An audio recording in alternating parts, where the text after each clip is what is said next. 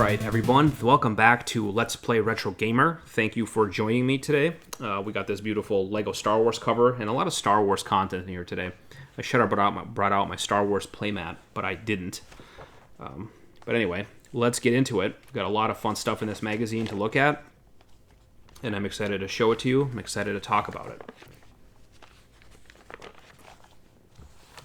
So first things first, we got a new console coming out, kind of in the vein of a Nintendo Mini or an SNES Mini, but this one is not an emulation machine. It's a re-engineered console of a Neo Geo AES, and I have a lot of quotes by the creator. One, to talk about the re-engineering element. This is the re-engineering of those classic chips that includes two in the machine, basically a CPU and a video chip, and also the cartridges. So he's remaking a Neo Geo completely and remaking these cartridges, and this is like the starting lineup. And these are some heavy hitters here, and I'll show you the footage of a lot of them right now as I play, and then I'm going to come back and talk about why I like this project so much. First game we're looking at here is Polestar, a 2D shmup developed by Acorn in 1995. That same year, while they were developing this game, I read in my research, the Kobe area was struck by a massive earthquake in 1995, and half the city was destroyed. And during that time, the team was developing this game there, and they were not granted any deadline extensions, despite half the city being leveled by an earthquake. So that's, I guess, a little bit about Japanese culture, I suppose, although I can imagine that happening in America as well. So, you know, good on the team for delivering a game this polished, considering that they had to suffer that kind of a setback. I guess that's, you know, kudos to those people. I think shame on the publishers and developers who would not offer the extension. That's a disgusting thing to do. But that aside, the game is very cool. It's one of the first SNK games that featured 3D rendered graphics, so you can see how awesome that looks. That's sort of like what Donkey Kong Country did on Super Nintendo, but they're doing that here on the SNK. I mean, on the Neo Geo. This game reminds me a lot of R-Type in the way that you have that thing in front of your ship called, well, in R-Type it's called the Force. I don't know what it's called in this game, but you can actually jam it inside of enemies, and then it acts like a bullet and does damage to them really fast. It's a really good way to rack up kills and kill enemies quickly, but of course then you gotta be really close to them to pull it off, and you can't dodge them as effectively, so it creates this tension in the gameplay. A very fun game, super difficult to play, but I've played this several times and I really enjoy it, and I'm glad that it's one of the games that they're releasing.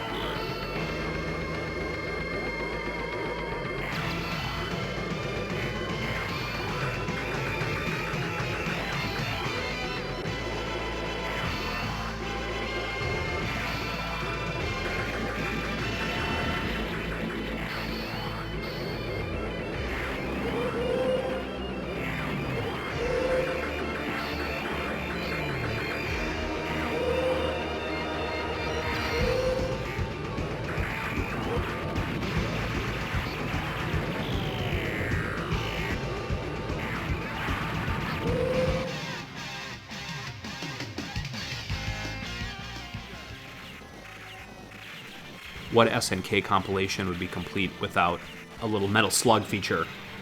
You know, what's frustrating about Metal Slug is every time you turn on the ROM for the first time, by default, at least in the US version, the blood is off. So the blood is replaced by like this white spit/sweat spray when you kill people.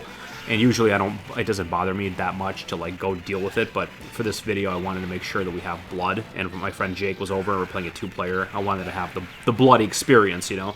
So I had to like spend 10 minutes Googling around how to access the dip switches and RetroArch and like do all the stuff, but I got blood on for you guys, so please enjoy the classic throat slitting with blood everywhere.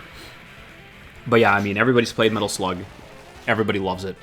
And it's always a joy to play, and it's on everything. I primarily played Metal Slug in an original Xbox compilation. That was my primary way of playing it. A lot of my multiple friends of mine, we all bought it together and practiced it all the time and played it frequently. And it's like a Contra game, basically. Like if you say, what is it like? It's like Contra, except for the graphics are way cooler, and there's kind of a lot more strategy to it too. Like the weapons are different, the way they're temporary is cool. You get tanks you get into, and the way you throw grenades, it has some skill to it. Like, like in Contra, you just shoot. In this game, you shoot and throw grenades. And you cut people at close range. So, like, getting into people and cutting them down is, like, a whole thing. It's really good.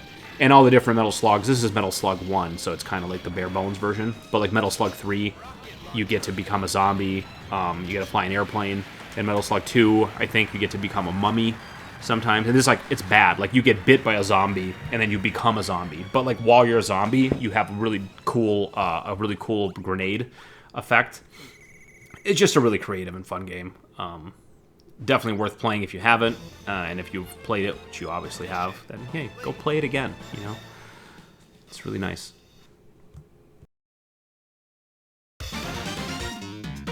Mission 2.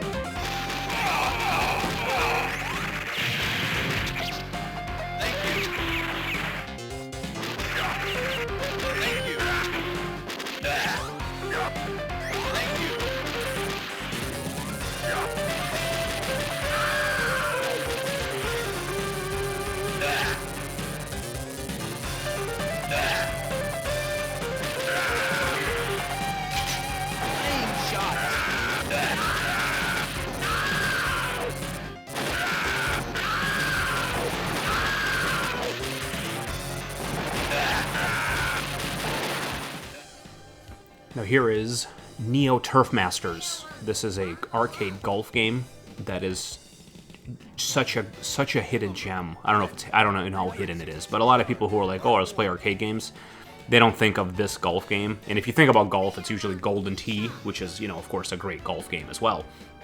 But this one is a lot less simulation and a lot more arcade. This is like the Outrun of golf, or the NBA Jam of golf.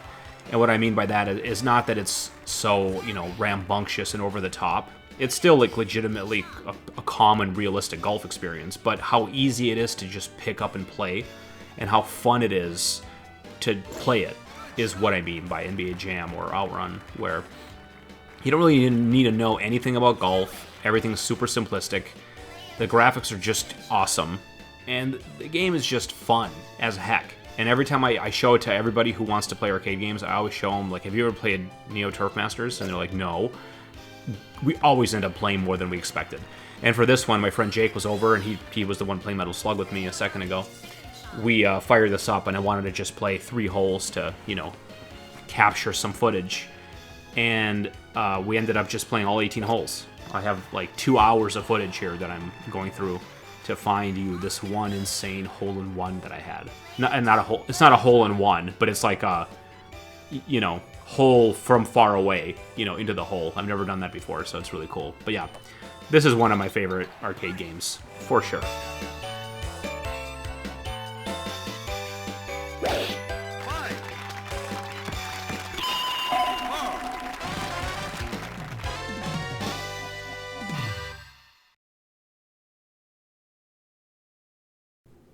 And here is some Mark of the Wolves, maybe one of the best or best-looking 2D fighting games that SNK has ever produced. I played this a lot with one of my friends, but he was not available to get the footage, so I'm showing you my classic professional-level SNK tournaments footage, you can see. And it's a great game. Really happy this is coming out on this new console. Anybody who likes fighting games will be happy to have it. It's so good. Tight controls, beautiful visuals. And I'll let this kind of play while I talk about the rest of why this console coming out is going to be awesome. So our boy Ben Jones here, he's really committed to the physical feel of Neo Geo games, and I mean any console probably, but this focus here, and releasing one game at a time. And you'd think that releasing a console like this, you'd release a big cart with like a mini would be like a Neo Geo Mini, which maybe that even came out already. But here's like the preloaded with 30 games. His whole idea is just releasing the games one at a time, or maybe all together, but you have to buy every game separately. And I have a couple quotes here that I think highlights what his thinking is. The feeling of plugging a cartridge into a dedicated machine rather than the various competitors on the market, like emulation machines, really concentrates your mind on it. And then later he says, we want to replicate what happened back in the day. You just bring out a game, clarifies Ben. I always feel that once you start having these 201 carts or 10-in-1 carts, the games don't feel special anymore. And I really agree with that. And as somebody who games both physically and via emulation, at least for me and maybe many other people, when you have a device with like every game on it, you just take forever just scrolling through the games. And there's kind of aimlessly scrolling and looking for something to play, and then maybe you'll turn something on for like a minute and immediately turn it off. And that kind of like, I don't know what to play, which is definitely a feeling that like there's tons of YouTube videos about how to deal with it. How I deal with it is I do these videos. Like I look at the games that are featured in RetroGamer or any magazine, and I focus on playing those to experience what the reviewer or the preview or whatever the article is, whatever that highlighted. That helps orient me. I'm like, okay, here's what I'm going to play. Here's my list of 40 games I'm going to play this month, and I'm going to play them, and that keeps me from scrolling. So that's like this that talks to this 200 games in one. Like if they released a Neo Geo with 200 games, you would just do that. You'd explore every game for 30 seconds and then be done, and then it'll be just another thing. If you have to pay for each game separately and make a decision on what game to buy, it makes that interaction a lot more meaningful.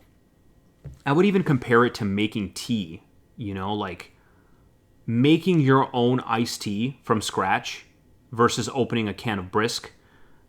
It makes you appreciate it more. Like you don't just want to chug it while watching TV. You want to have it in like a special place because it's something that you made, or like in, even an iced coffee that you made yourself versus a Starbucks Frappuccino you bought.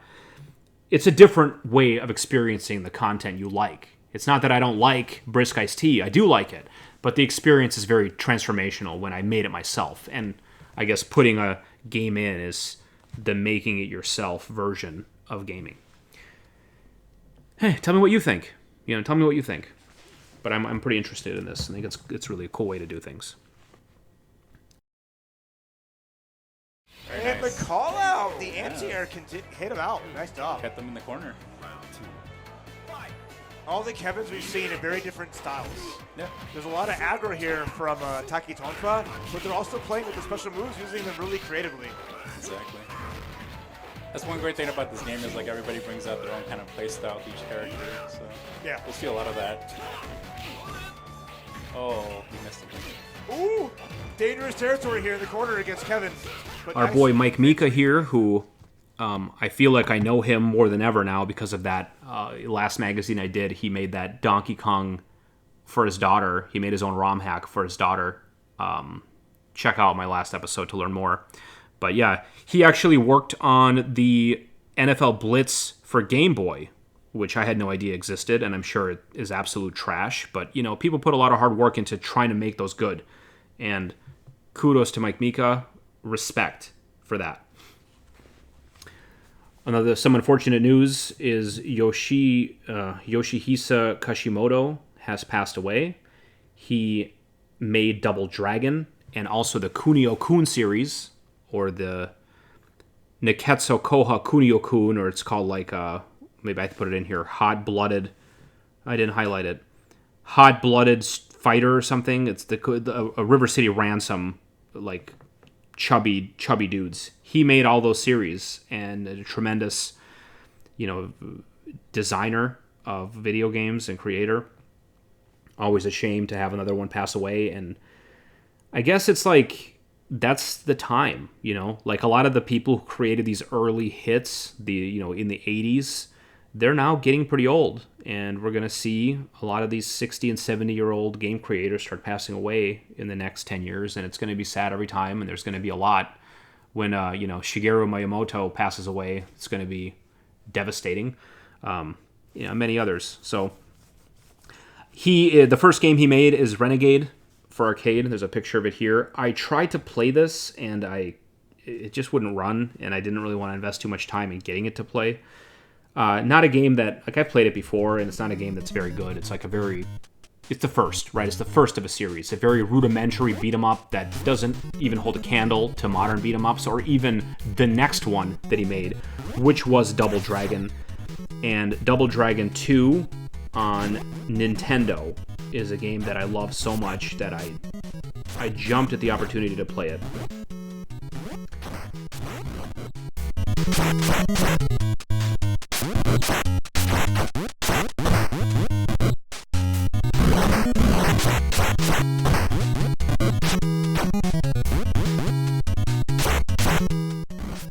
Double Dragon 2 is a game that I owned. It was in my collection. I had a relatively small collection of Nintendo games. I mean, maybe it was like 30 games. I suppose that, like, when you're a kid, that seems like a lot, but in the scheme of things, it's not that many. But this was one of the games I had and one of my most played. I could beat this game actually as a kid. So, like, a little 10-year-old me could beat this game, not reliably, but definitely I remember beating it frequently. And this game was a huge hit among my friends as well because of the two-player co-op it had. Double Dragon 1 did not have any co-op. You can play alternating, and they had like a versus mode, like Street Fighter mode, where it was two-player, but it wasn't cooperative. This game has a cooperative mode, and I believe there's a hit each other mode and a not hit each other mode. I think if you could hit each other in this game, that would make it impossible to beat. I remember playing this game with my cousin, actually. We didn't get very far, but we played this game in Battletoads together, two-player. And then I played this game with many other friends going forward, but my cousin is my youngest memory. But I played this a lot at my grandmother's house. I remember staying up late, watch Mad TV at 10 p.m. on Comedy Central, and then after that was over, then I would try to beat my games. Kid Icarus, Ninja Gaiden 2, Ninja Gaiden 1, and of course this game would be some of the primary ones. Now, as you can see me by the gameplay, I'm actually pretty good at this game. I actually got to the very end of the game on this playthrough. First time picking the game up in like probably 5 or 6 years, and I got to the last boss, and then I beat the last boss, but I forgot that if you're not playing on Supreme Warrior difficulty, you don't actually get to see the last boss. You only get to fight like a shadow version of yourself, and then when you beat him, you would go fight the Supreme Master in this like dark world, but the game just stops because you're not on the highest difficulty level and just kicked me back to the title screen. So that's too bad. I think I probably would have beaten him too. And what being good at this game means, essentially, is you can do the knee. And the knee, you see the move I do all the time when it hits people and knocks them like horizontally across the screen. The knee is a pretty tight move, and you can only do it from a kneeling position, which you can only get by jumping and landing your jump or getting up from being knocked down. And for that like 2 frames, he's on his he's kneeling. At that moment, you have to press forward and A and B together, and then you do the knee, which is by far the most devastating and powerful move of the game. If you can do that like relatively consistently, then it basically makes every fight in the game trivial, even the bosses. So there is still some like platforming in this game, which is hard and annoying, and you die in one hit when you touch spikes or water. But once you can trivialize all the battles with the knee, it's really just a matter of memory. Anyway, I had a great time playing this game. Brought back great memories. I love the music, and I'll show you what the last boss looks like, or what the not most difficult last boss looks like.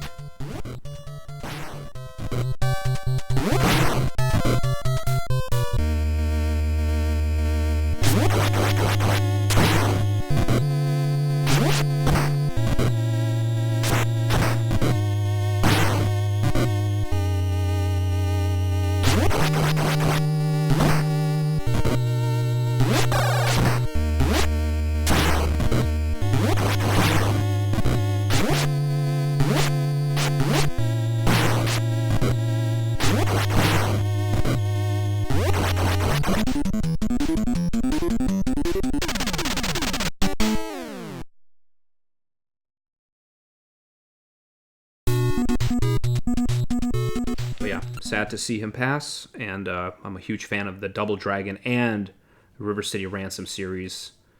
So, you know, why don't you guys play a run of Double Dragon in his honor? Here's Ian Lee, and he's always coming in with the hot takes.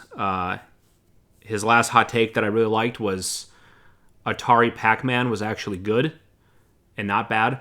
And his hot take this time is Pong sucks and always has. Yeah, I mean, I haven't really heard anyone say that Pong is good. You know, I mean, Pong is meaningful in that it's one of the first games that was easy to grasp and easy to play. But, you know, it's not a fun game. You know, I would agree with him. I don't know how hot of a take that is, I guess.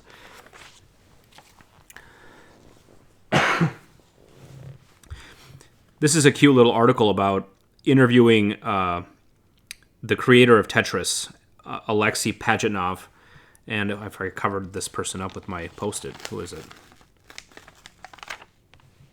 They make it hard to... Paul Rose. Paul Rose interviewed the creator of Tetris at a convention, but one of the rules of the interview is they could not talk about Tetris because of some legal battle that they were going through at the time. And Alexei Pajitnov at the time was showing off his game/screensaver called Elfish, pictured here.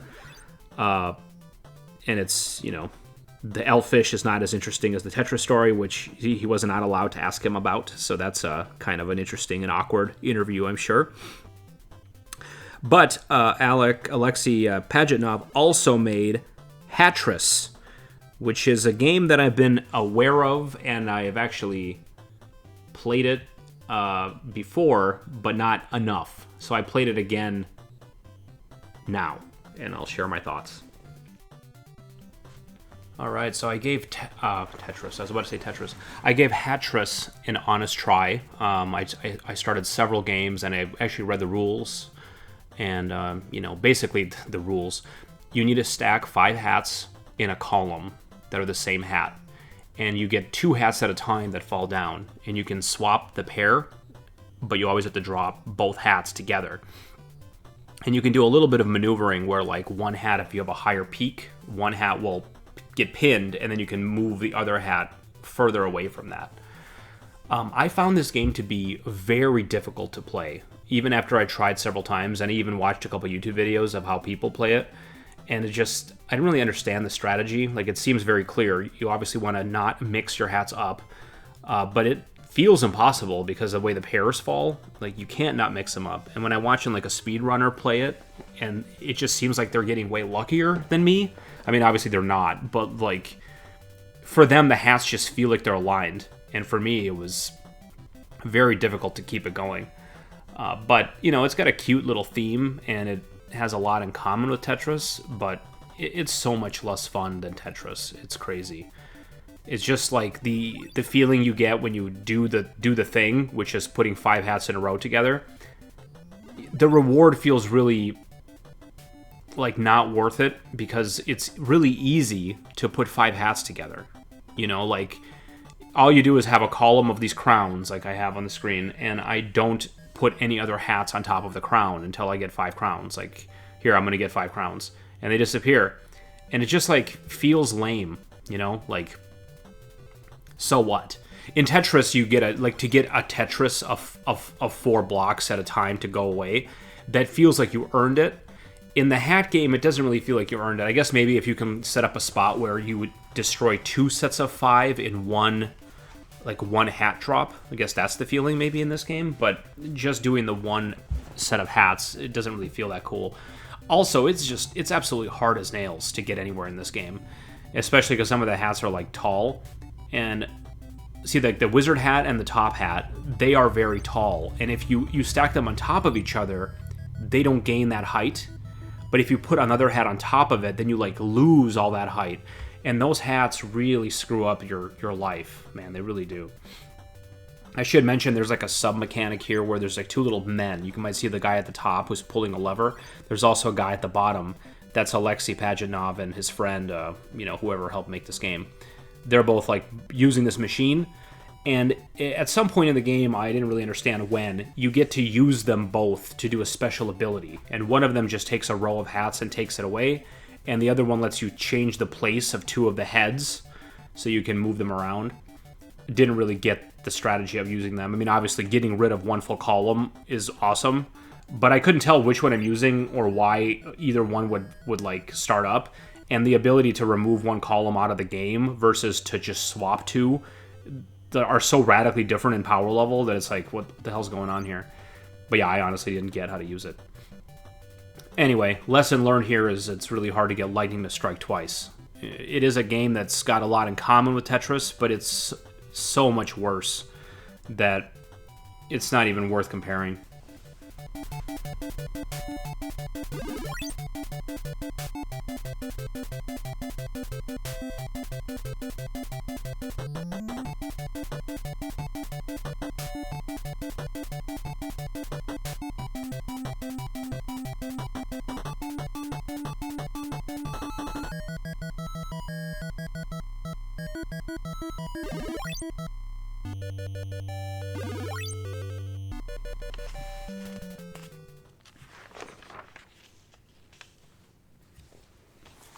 Here's a new Evercade coming out called the Evercade Nexus, which here I basically highlighted what's different about this Evercade. A larger screen, wireless audio, and analog control.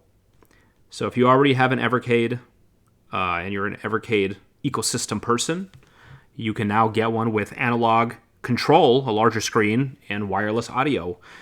Which, you know, who doesn't like a larger screen? And analog control makes playing PlayStation games a lot easier. And in that, they're releasing a compilation of N64 / PlayStation. Well, I guess this is just N64, but that makes both of those. Wait, why am I saying PlayStation? That didn't even have analog. I meant N64, and they're releasing an N64 Banjo-Kazooie and Banjo-Tooie cart for Evercade. Which, I didn't get into those this time. But I did play Atari H.E.R.O. They have a little snippet here of Atari H.E.R.O. And I will show you some of that. So H.E.R.O. stands for Helicopter Emergency Rescue Operation, which is a pretty interesting. And the whole idea of the game is you're rescuing trapped miners, and you have a jetpack, or it's like a helicopter pack. So it's like a jetpack, but it's a limited fuel helicopter. And you have an eye laser, which is amazing. And then you can also drop dynamite to break through walls. And you can see there's a pretty tremendous variety of levels. So you have like bugs and bats that will kill you. You got to hit them with your laser. You can also blow up walls, and some of the walls are glowing, which means you can't touch them. That part's actually pretty annoying because like you want to get close to a wall to drop your dynamite, which you have a limited amount of as well. But some of the walls glow, so if you get too close to them, you die, and that's like, it's kind of annoying. Like how, you got to tap forward to like get as close as you can to the wall without hitting it. Like that's an annoying tax. But otherwise, it is a really cool game. You can see there's like light switches, and if you touch a light switch, you turn the lights off, and then you touch it again, you turn the lights on. So you have to leave some stages and come back through the light switch. I actually played this a lot further than I ever have before in this run, but I will say that when I was a kid, I remember downloading or getting some kind of a pirate disc. I got this like self-contained pile of Atari games that were all their own contained app. This is like an old Apple II type stuff, you know what I mean? And it was just a folder full of games like Boxing, Hero, River Raid. And you did double click it, and it would just run the Atari game. It was like an early version of DOSBox or something. I'm not even sure what it was now, but I remember playing a ton of H.E.R.O. during that time. Like, it was a game I really got me. Because that was like, it was like Nintendo era, and this was a game that is kind of like Mario in the way that it's an adventure game. And I really, as a kid, was so excited to get as far as I could and like just get one level further and memorize the layouts. I drew them, and I'm like, okay, on level 5, there's a fork in the road and you got to go left. Like, I had to memorize that because you just auto die if you go right in that one, So I really was enamored with the game at that time. But I was just a stupid kid, so I still managed to get further this time than I ever did before when I was playing.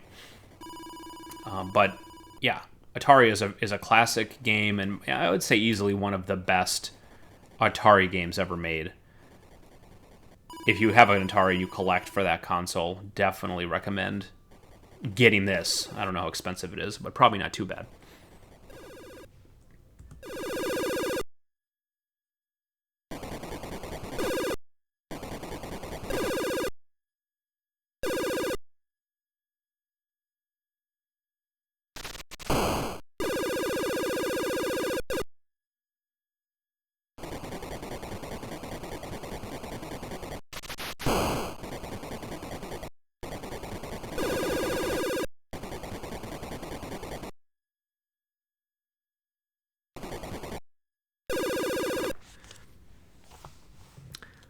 Lunar Jetman on the Spectrum. Solar Jetman is a game that I've grown very fond of thanks to this magazine and playing it.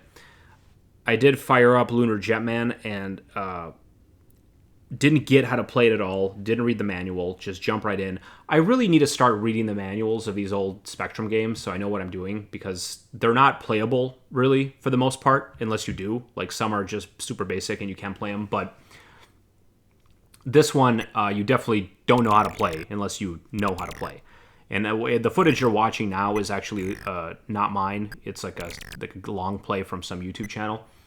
When I tried to play this game, before I looked up a long play, I just was like, okay, well, it's just like Solar Jetman, so I'm going to start flying around in my little suit.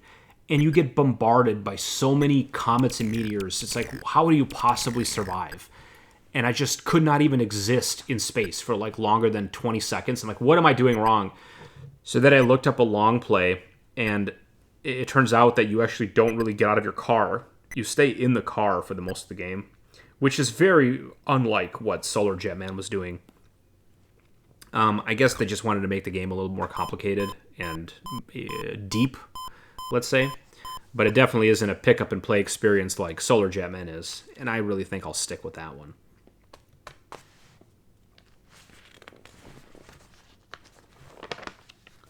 All right, we're into some Star Wars action. Star Wars Rogue Leader, Rogue Squadron 2.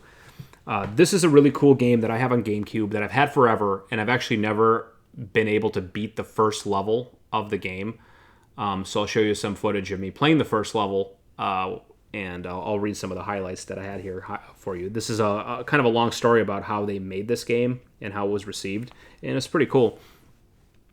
The original idea was to create the battles from the movies and then fill in the story in between, Julian recalls. We approached Lucasfilm with that design, and it said no. It said its plan was to stay away from the movies, and that we should look at the comic books. So that was, they're talking about the N64 version of this game, Rogue Squadron 1, before this one. And that game ended up being a very big success, and then they gave them a little more leeway. So then in the second game, they were allowed to follow the plot of the movies. And let's say some other stuff that was interesting is this. Politically, it was tricky because Starfighter was supposed to be the big flight game for that year, but at the end of the day, it was completely overshadowed by Rogue Squadron 2. Lots of people really didn't like Star Wars Episode 1, so there was Starfighter out there, and then of course we suddenly said we were going to go back to the original trilogy one more time. So that's kind of an interesting, I mean, obviously Lucasfilm or LucasArts couldn't know that Episode 1, well, they could have known, but Episode 1 had a kind of a polarizing reaction when it came out, and then they had this big game based on that, and then these guys backdoored in with this original trilogy, which people were hungry for. It was sort of interesting piece. And I heard that sentiment already when I did a Star Wars magazine a couple ago, where we were talking about Jedi Force power battles. They said that people had such a bitter taste in their mouth about Episode 1 and 2. And then some more highlights. There was also the opportunity to play with original Star Wars villains, thanks to 2 bonus missions that Factor 5 created for Rogue Squadron 2. So you can play as Darth Vader in one of the missions, which I definitely didn't get to do, and a couple other missions, I guess, where you're Boba Fett in another mission. So that's really neat. They had to cut a lot of content from the game. There was supposed to be Endor base and speeder bike scenes, but they got cut. And there was also supposed to be multiplayer, which got cut, which would have been really cool. But yeah, so you've seen some footage of me playing, and I'll give you a little more of a gameplay chat on the gameplay side. All right, so here me and Jake picked this game up to play it, and we really wanted, like I told him, I've never beaten the first level, and he's like, oh, wow, is it so difficult? And I'm like, no, it actually isn't difficult at all to get to the point where the level ends, but then you have to, like in the movie, shoot your torpedo into this hole, the port, and in the game, they don't make it at all obvious what you're supposed to do. Like, there's no obvious target to hit. It doesn't tell you when to shoot, really, and the level just ends when you fail. And I've gotten to that point a lot of times. Like, I give this game an honest try, like once a year, and I always get to this thing, and I get frustrated because I don't get what to do. And it's a really annoying first level experience because they don't really tell you what to do. And here, you can watch it. I'm about to get there in the video. And I want you to watch and see, like, where's the place you're supposed to shoot? Watch, look at this. Here comes the dead end, which you can't even tell is a dead end, but like, oh, it's a dead end. Okay, that's it. And then you just die. And if you ever, like, I obviously hit a wall there to die, and you're like, why didn't you just dodge that wall? If you ever come out of the tunnel, you just get shot down. So even if I didn't hit that wall, I would have been, you automatically go out of bounds and die anyway. So we tried it like a solid 4 times before finally looking it up on YouTube to watch like a long play, and then looking it up on GameFAQs to see what you're supposed to do. And in the YouTube video, like, he shot torpedoes in it and just like beat the level. Like, it's not very different than what I did, except for he succeeded. And then in the GameFAQs, it said there really isn't any indicator of what you're supposed to do. You got to just shoot all your torpedoes into the wall after the Darth Vader confrontation. So here's Darth Vader here. The Millennium Falcon comes and gets Vader off of you, and then you just have to shoot all your torpedoes into the wall and hope one of them hits. Very imprecise and very frustrating. So it's annoying that the first level is made like that, where you just are likely not to finish it on your first try, even though it has nothing to do with difficulty or skill. Like, it's just it's a confusing set piece. But other than that, it's a really cool level. You have 60 frames per second, lots of stuff happening. You got lasers and TIE fighters everywhere. It makes you feel like you're definitely playing the movie, but it is, a level I've yet to beat, unfortunately. So, if you know the secret, why don't you comment it in, okay?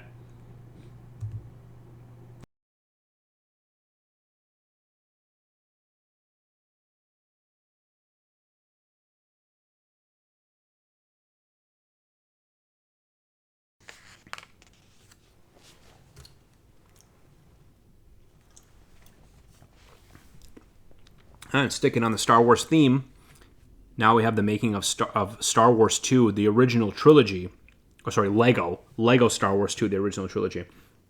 Now, I've never been a fan of the Lego games, and I don't mean that like I didn't like them. I just never, they feel like they're too childish for me. Like, I was always too old to play them and never really got into it. I'm like, oh, that's for kids. Some of my friends were really into it, and I know that they're cool cooperative experiences, and they look neat enough, but I never really got into them. So this is a fun opportunity for me to check it out.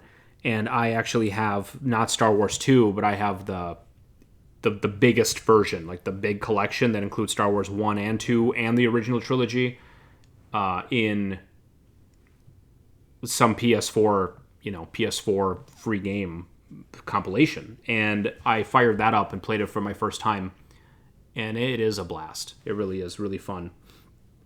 And I'll talk about that. You're going to see some gameplay here while I read some quotes. To our amazement, and despite Games Magazine giving it a 4 out of 10, Lego Star Wars, the video game, sold very well. Can you believe that? So the first Lego Star Wars game got a 4 out of 10 in some magazine, but sold well.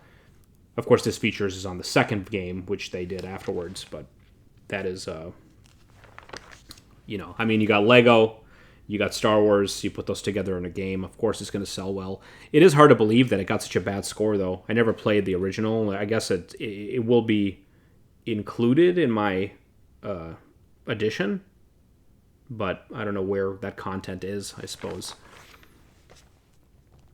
But you do everything in the game. You play as every character.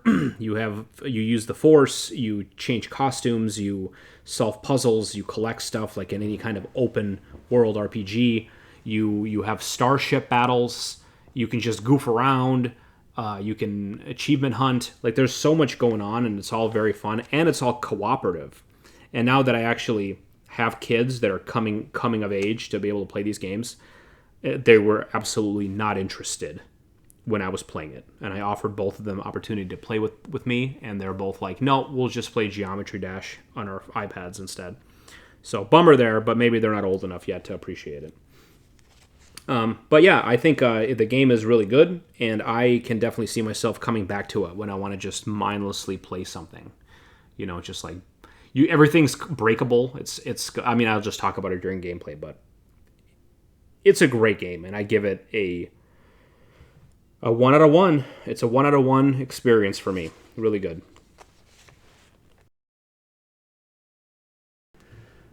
I learned something. This is a kind of a breaking the fourth wall here, but the reason there's no audio on these TV recordings is because the way my new iPhone defaults to recording audio is spatial audio, which I don't know what that is, but when I download a movie that way and put it into ScreenFlow, the audio doesn't carry over. So then I thought I was safe, but I wasn't, because there's no sound on these. I've since fixed the problem, so next time that won't be an issue, but that's why you're not hearing any audio here, which is a bummer. But regardless, talking about Star Wars, in the Skywalker Saga, when you pick where you want to play, you have just like 6, not like all the movies are available for you to pick, and I picked the first one, of course, so I'm in Tatooine here, getting the Millennium Falcon ready to go, and there's a lot of variety of gameplay. Not only can you switch what character you are, and they all have different special abilities. So like if you're Obi-Wan, he has a lightsaber and force powers. In this case, Luke isn't a Jedi yet, so Luke just has a blaster, and he has a grappling hook, I think. And then R2-D2 can like hack things, like hack doors and turrets. And I don't know what Han Solo does, I don't remember. Maybe he also has a grappling hook. But every character, you can beat the level with any character, and then sometimes like you'll need R2-D2 to hack a door or whatever, but with 2 players, it would be so much fun to enjoy a level, you know, and it splits the screen either horizontally or vertically. I think you can pick which way it does it, and you can, you know, goof around together and go your separate ways. And this is like a level section you're watching now, so we're like defending the Millennium Falcon from, you know, while Chewbacca fixes it. In the more open world stages, you can just open world go in any direction you want and just go collect items and get into trouble. It's really interesting. Like you can just, like, you're in Tatooine on a giant desert planet. You can go like in the ravines, into a cave, just deep into the desert, and you can split up completely and just go your separate ways. I just goofed around a little bit. I didn't record it, but I just like wanted to see what 2 players was like, and it was really fun. Really, really enjoyable game, and I think probably all the Lego games, like Marvel Lego and Batman Lego, are very similar to this. It is a really unique way to experience your favorite intellectual properties. I'll definitely have my mind open a little bit more to Lego games, especially, like I mentioned, when my kids get a little bit older and are more keen to play games like this. But yeah, very good. Let me know your thoughts.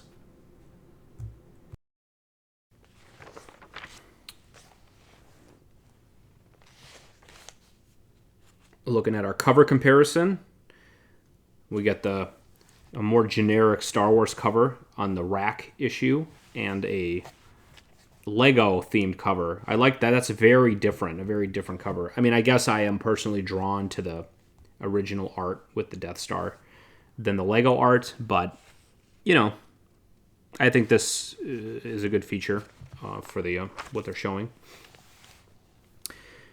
Here's a guide to the Sinclair ZX81. This is something that I have absolutely no connection to. And this, looking at this black and white kind of concept, it's a little bit too primitive, I think, for me to get into. No shade. Some people like it. But I think this is the kind of console that, without a nostalgia bug, is not going to hit very well with me. So I didn't really take the time to learn how to get these games and check them out. But this is what's interesting, though. They have the date for all the games, and then I saw this, I'm like, that looks like Crossy Road. It is. It's Crossy Road with Crossy spelled ZX, which I think is awesome. And it's released in so they got games that are coming out in 2022 2001, 2003, 2015, and then 2016, and all the way up to 2025. So people are still making new games for this. So I mean, of course, that doesn't surprise me at all, but it is really cool that every console out there has a homebrew scene, and they're still making games. That is tremendous. So, and I should also point out they have this little featurette of this guy Simon Holdsworth, who has a website called the ZX81 Treasure Trove, where he collects all the games and everything about them. So it's called zx81stuff.org.uk. So if you're interested in that, definitely look him up. I think it's super cool. But yeah, this is not a console that I have any nostalgia for. So, well, look at this. I can't believe how many magazines I've had without seeing a Super Mario Brothers feature. So here it is. We got an opportunity to revisit the classic. Definitely a game I've played for hundreds of hours in my life, but it has been a long time since I've played the original. And even if I go back to it, I often play the Mario All-Stars version. So it was a pleasure to go back to my first Nintendo game. Like, this is the pack-in game, Duck Hunt Mario with Nintendo. And I had this when I was 7 years old. I remember playing this game, waking up the second I opened my eyes, I was in the living room playing this. And, before school, after school, every waking moment, I was playing Mario Brothers. I was teaching my son how to play this game. He's 7.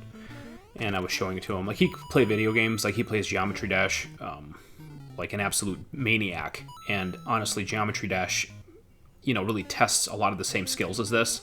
Touch the gears or triangles if you see a triangle. They're like spikes. Yeah, that's what I mean. So it's kind of like squares are good and triangles are bad in this game. And the circles are good. And you can, if you see like one of those blue portals, that switches game modes. I'm going to try it. No, I'm playing. Well, I want to try one. I'm playing. Level easy. I want to try this one. Let me try one for the fans. They want to see me try it. This is my show, by the way. They haven't seen me before. Yeah, I know they haven't.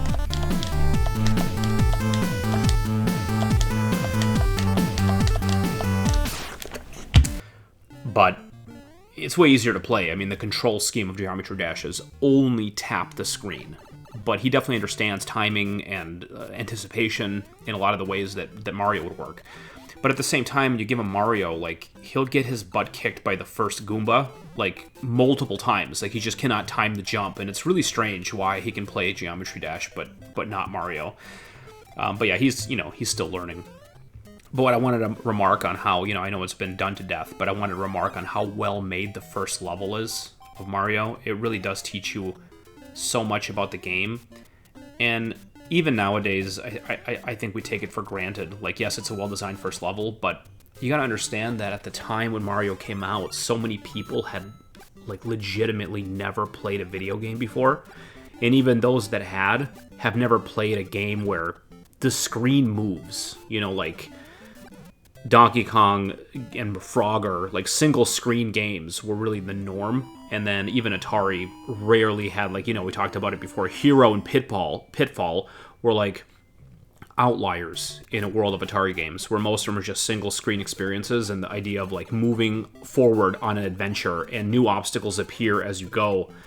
The whole idea was very novel, and for them to make a really smooth tutorial, even today, there are games that utterly fail on the first level, like, in this same magazine, Star Wars Rogue Squadron, those guys did not learn the lessons that Nintendo was teaching before they had anything to base it on. Like, it's embarrassing for a game today to come out with a bad first level experience when you have so much to look on and, like, build on, But yeah, Mario was a game that me and all the neighborhood kids had and played. We all came over to each other's houses to, show off and see how far we could get. And I remember all these rumors, like the myth of jumping over the flagpole, and you could jump over the flagpole. Everybody's always talking about that. And then, Game Genie came out, and in Game Genie you can put in this kangaroo jump code, and you actually could jump over the flagpole And I kept thinking, like, oh, there's a whole other game back there behind the flagpole, and all that happens is the castle just goes on into infinity. It's just a brick wall that just goes on forever and never, ever ends. And I've run to the very end of it until the time ran out and killed me, hoping that there's some secret there, but there is no secret. I mean, of course not. You think about now, they barely squeeze the game into the cartridge as it is. Why are they building a secret world if you Game Genie over the flagpole? That makes no sense. But, those kind of rumors persisted forever. I remember Mario 64 had the rumors like that, too, where if you get 100 stars without ever dying, and then you unlock Luigi and all kinds of nonsense. You run up the infinite staircase for 172 steps and then stop, like, whatever. There's all kinds of nonsense that always happens. But now you just fact check it on the internet. It's not true. You can't get duped anymore like that. What are your favorite Mario memories? Let's hear them.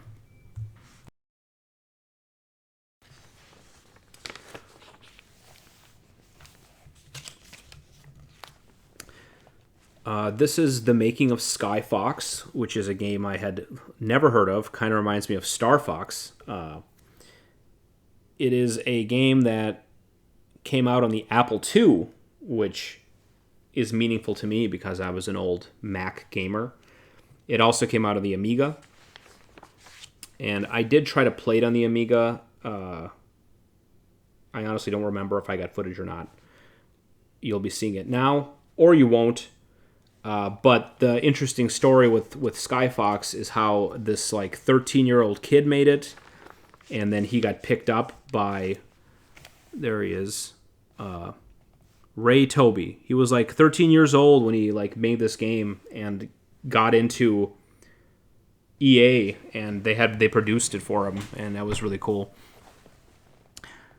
This is an interesting little bit about Ray Tobey, which I thought was pretty awesome. It says, Ray Tobey was working on an engine for a massive multiplayer game when the Iraq War broke out in 2003.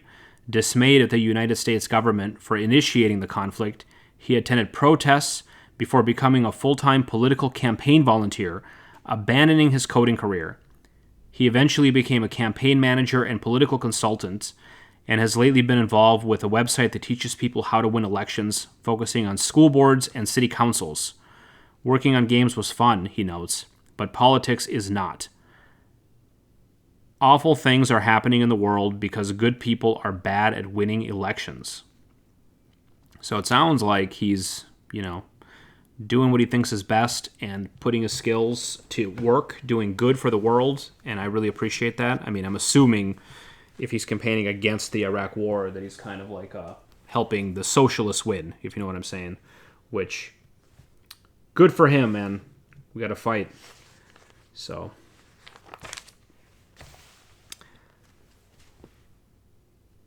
Acorn user, the Acorn Archimedes computer, that's something that I know nothing about. And again, this, looking at the console here, it's a little too primitive for me without the nostalgia goggles on, so I did not delve in. This is a cool, the Ultimate Guide to Batman.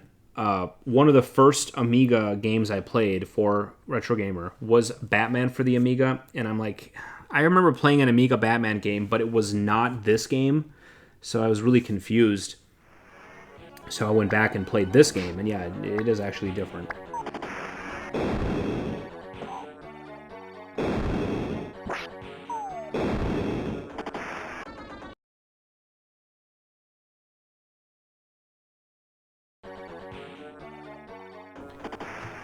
Welcome to Batman. Welcome to the Axis Factory. Here you're being assaulted by mobsters, and you're armed with a grappling hook and an endless supply of batarangs, which you kill people with in one hit. Look how many guys there are. It's crazy. I haven't quite figured out, if you hit an enemy with your body, you kill them. It's as if you punch them. But I don't know if you get hit back. So if you go up into a guy, here I might do it. No, I don't, but I did it earlier. And if you drop on a guy from a height, you knock him out and you kill him. Or, destroy them, whatever. But I'm not sure if it hurts you. Maybe it does, but hopefully it doesn't, because I think it is kind of cool to have Batman just, assault bad guys. and kill him. You can see that there's like some actual movement mechanics with the grappling hook where you swing around a little bit. That is fun to get used to. And I was going to say that in this game, the learning of how it's played was actually really rewarding. Like in a lot of these old games when I play them now and I feel like I'm learning, it just feels like memorization. Like, oh yeah, okay, I have to learn, in quotes, that an enemy's going to pop out of nowhere and kill me there. In this game, it really felt like learning the level layout has something to it. Like, you can see me dropping on people's heads and knocking them out, like the way I'm positioning myself to dodge their grenades. All of that is definitely memorization, but also makes you feel like you're being Batman more than most. So I really found it. I played this game longer than I thought I would. You'll notice that your life meter is that middle Batman face down there, and as you take damage, it slowly turns into a Joker face. And it took me a long time to figure out what the heck's going on. At first I thought that Batman's mask was coming off and he was being like exposed. And then I thought maybe he's being like mutated by acid. Because after a bit, like, it looks really scary. But then when I finally died and I looked at it, it's a Joker face. So it's Joker slowly overtaking you. It's kind of a cool way to look at it. Like right now, see, it looks like his face is being like burned badly. Like he's wearing some other mask or something. But no, it's just a Joker's face coming up. This game, I would give a 1 out of 1 to. This is a really cool game that I could see myself coming back to and trying to beat some of these levels. But I did not do that in my first attempt.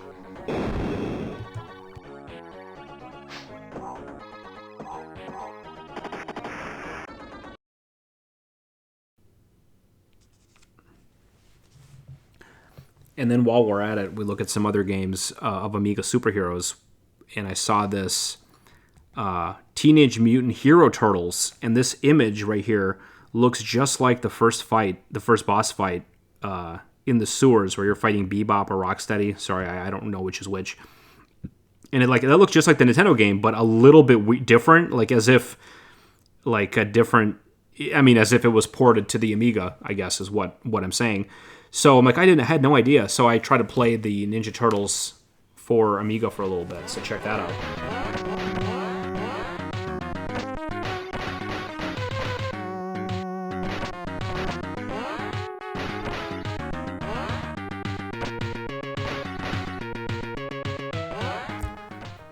So those of you who've played the Nintendo version of Ninja Turtles, which, of course you have, right? You'll be able to look at this and go, wow, this looks like a bizarro version of the Nintendo game. Maybe even like a Temu version of the Nintendo game. But you know what I'll say? It isn't necessarily worse. Like, I actually feel like the control and gameplay in this game is a little bit better. The collision detection is a bit wonky here, and definitely worse, and it's harder to tell, like, when you're hitting and when you're not. But the speed at which the game moves and how like your jumps are like a lot faster, the attacks are really snappy. It feels more like a platform game than the Nintendo version. That one, I really honestly like legit love that Nintendo game. I do not complain about it. I think it's great. I love the music. I love the gameplay. But it is like very slow and deliberate the way the game works. And if you're trying to like feel the Ninja Turtles, that game does not make you feel like a ninja. Makes you feel maybe like a samurai, if you're like walking leisurely and then swinging rarely. Like, this game feels like you're in a ninja fight. And the music is interesting too. You can hear the same melodies that you're used to, but they're just a little bit weirder, kind of like a bizarro version of the songs that you know, and they're like a couple notes are off. It isn't just that they use different instruments and they're it's downsampled. There's some notes that are just like weird. But I had a lot of fun playing this, and I really wanted to get to the underwater level because that has my favorite music of any of this game. I love all the music in this game, the Nintendo version I'm talking about. So I really wanted to experience the water music and see what they did to it. So I'll let you check it out.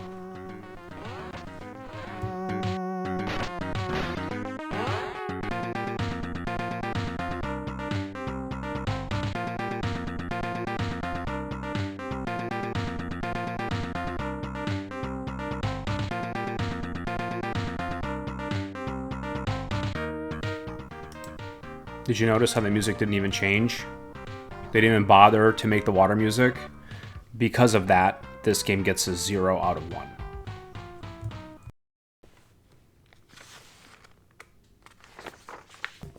All right.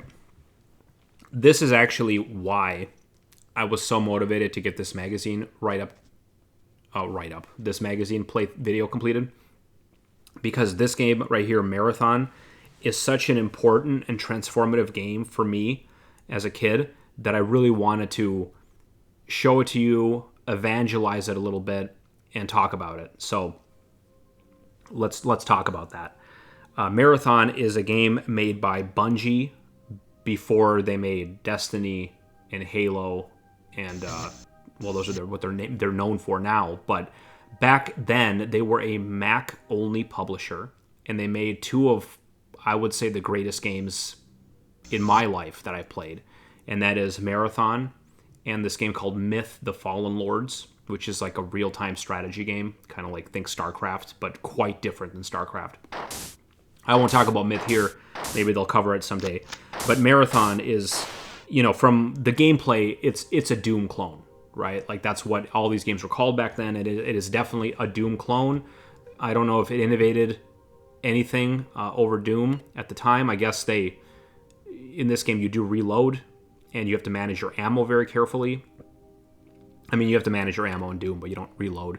You also can dual wield pistols in this game. You can mouse look up and down in elevation, and that's about all I could think of in terms of what it did from a gameplay perspective. But where it really shines is how it delivers, the story itself is really cool, and how it delivers the story is really cool. And you'll definitely see a lot of parallels to how Halo works, but they create this really complicated world where Marathon is the name of the ship that you're on. And the ship that you're on is actually an entire moon that had a ship, basically it's a moon that they built engines on. And the moon itself is covered in tunnels and sleep. It's basically a moon colony base. And they put engines on it. And that's the Marathon ship. And they sent it, it's a generational ship. So people are supposed to live on here and exist as if it's a planet. And it's traveling to Alpha Centauri. I forgot what star it's going to. Tau Ceti, I think. So you're leaving Earth to go colonize another system, and then on transit it gets attacked by an alien race called the Four, and they're trying to take over this moon base basically. And you are basically your Master Chief, and you're a battle droid, and you get awoken by the artificial intelligence that run the ship.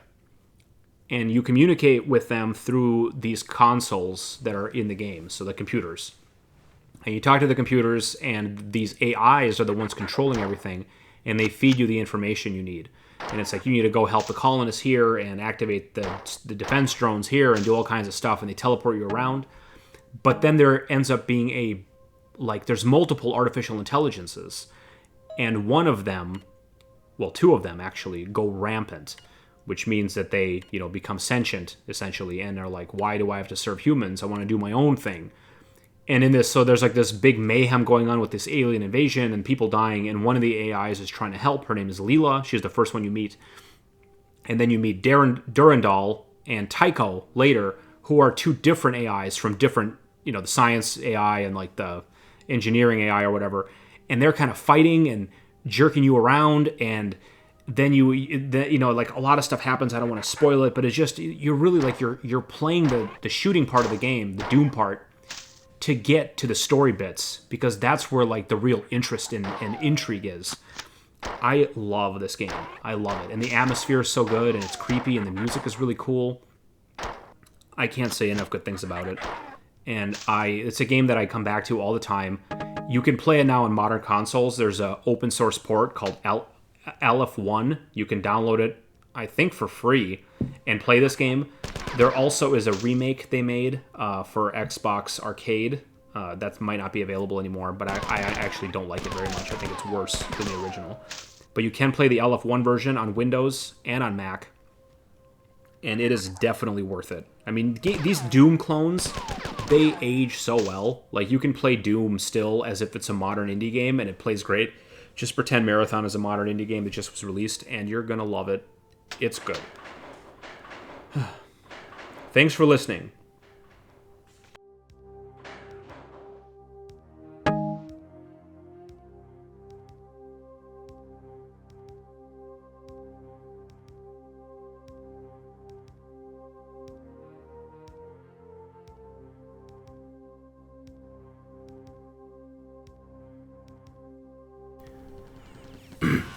I wanted to do a quick spin back here and show off some of the more modern footage of this game. So what you were seeing is me playing LF1 at like the most default settings. This is Marathon Infinity, which is the third game in the series. Uses a very similar engine, maybe a few improvements. But you can see this person actually is playing it more modern with a full screen view with the HUD at the bottom, whereas I'm doing that really aggressive HUD, which is the way I used to play it as a kid, so I liked it. But nowadays, you would have the full screen display like this, and these are people playing it on multiplayer recently. So this is a recent YouTube recording of just a deathmatch game. So you can see this is what it was. I actually remember downloading on America Online. That's how far back we're going. You can go to the file section and download Marathon videos, but they weren't videos, they were like replays. And then in the Marathon game itself, you can load a replay and watch it. So I would download other people's deathmatch footage and watch it. Very fun. And a lot of the stuff that's in Halo, like skulls, the whole idea with skulls and killing the guy with a skull, that is from this game. Like, they had the skull game in Marathon. Anyway, wanted to show this off.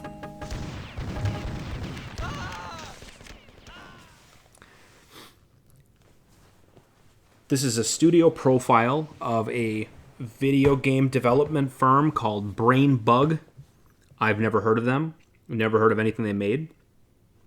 But they did make this game called Lollipop, where you play as a little doll that throws the lollipops and going through a variety of worlds. And it's a old PC game, and there is an Amiga port. So it's like a DOS game, which I could have actually played on DOS, but I didn't. I played it on Amiga just because it's easier for me to get those. And the music is awesome, but unfortunately, there's no sound effects. So you're seeing the gameplay now, and it's like you can hear the music, but there's no sounds when she's throwing the lollipops or hitting enemies. And I was like, what is this bugged? Like, did I get a bad ROM? What's going on? So I Googled it, and apparently the Amiga version just doesn't have sound effects, like on purpose. I mean, not on purpose, like they meant not to have them, but they couldn't get them in because of memory restrictions, or they thought the music was more important than the sound, which maybe is the correct choice. I'm not sure. The music is awesome, but it definitely feels like the game is broken without sound. So maybe I should have played the DOS version with sound. But yeah, I mean, it's a hard as nails platform game where you're getting your butt kicked by everything, but you're jumping around, and the graphics are great. The sound is awesome, and I would have really enjoyed that game if I had it back in the day.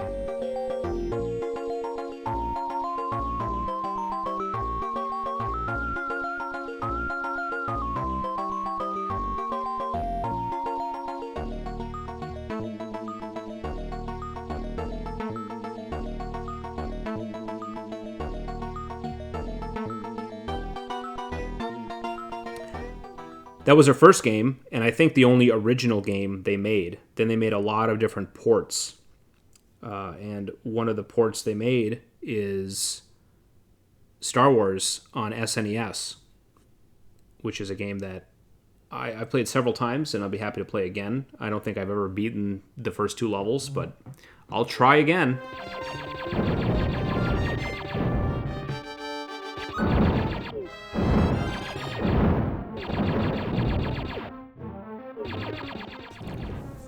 The first really noticeable thing about the game is how good the music is. It's these really awesome renditions of Star Wars music. I don't like know the tracks that well, but this is like certainly Star Wars music, and it sounds amazing. And the second thing you'll notice is that it looks really nice. Like, this is a game that looks and plays well. It has smooth controls, great animations, these awesome backgrounds. I have never gotten anywhere in the game, but I've seen it like in magazines and stuff before, and speedruns. You get a lot of variety in this game. You get to be multiple characters. You get to be Chewie, I think, and Leia maybe, and they like have a gun. And Luke later gets a lightsaber. Right now, Luke is just like using a pistol. He gets a lightsaber later, and he ends up, fighting Vader as the last boss, I think, in this game. You go through a lot of different environments. Of course, here you're in Tatooine, but you go to the Sandcrawler, you go to the Death Star, you have a bunch of Mode 7-style driving levels. Like, there's a lot going on in this game. And it's just a shame the first couple levels are so brutal that no one probably saw it, and it's rough. Yeah, you have this like flippy jump. When you jump, if you jump and hold up, you do like this somersault jump, which is cool. It reminds me of the Star Mario jump. But yeah, in Tatooine, you're going around killing a bunch of scorpions and monsters, and then you fight this sand creature at the end, and it really just feels like a damage race where you can't really get away from him. You know, you just gotta get killed and hope you come at it with enough life to succeed. But yeah, I gave this game another honest try, and I again failed to beat the first or second level. But, you know, I would say if, you know, I mean, I give it like one attempt and then sort of move on. If you really were stuck at the airport, this is my new metric now. Would this be a good stuck at the airport game? So you got your handheld console, and the only ROM you have is Super Star Wars. Are you miserable, or are you feeling fine? And honestly, I think I'd be feeling fine. Good airport game.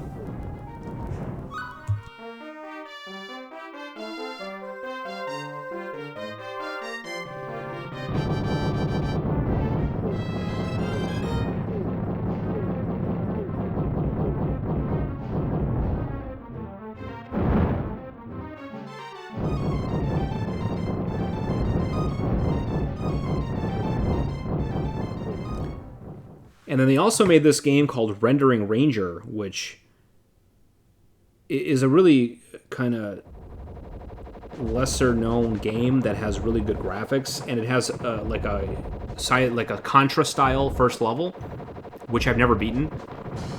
And if you do beat it, you get the level 2 is like a shmup level, like a Gradius style shmup, which is cool. And the graphics are it runs super smooth and feels slick, but it is really difficult. But I've played that a couple times, and it's a cool game for sure. Brainbug seems like a very competent developer.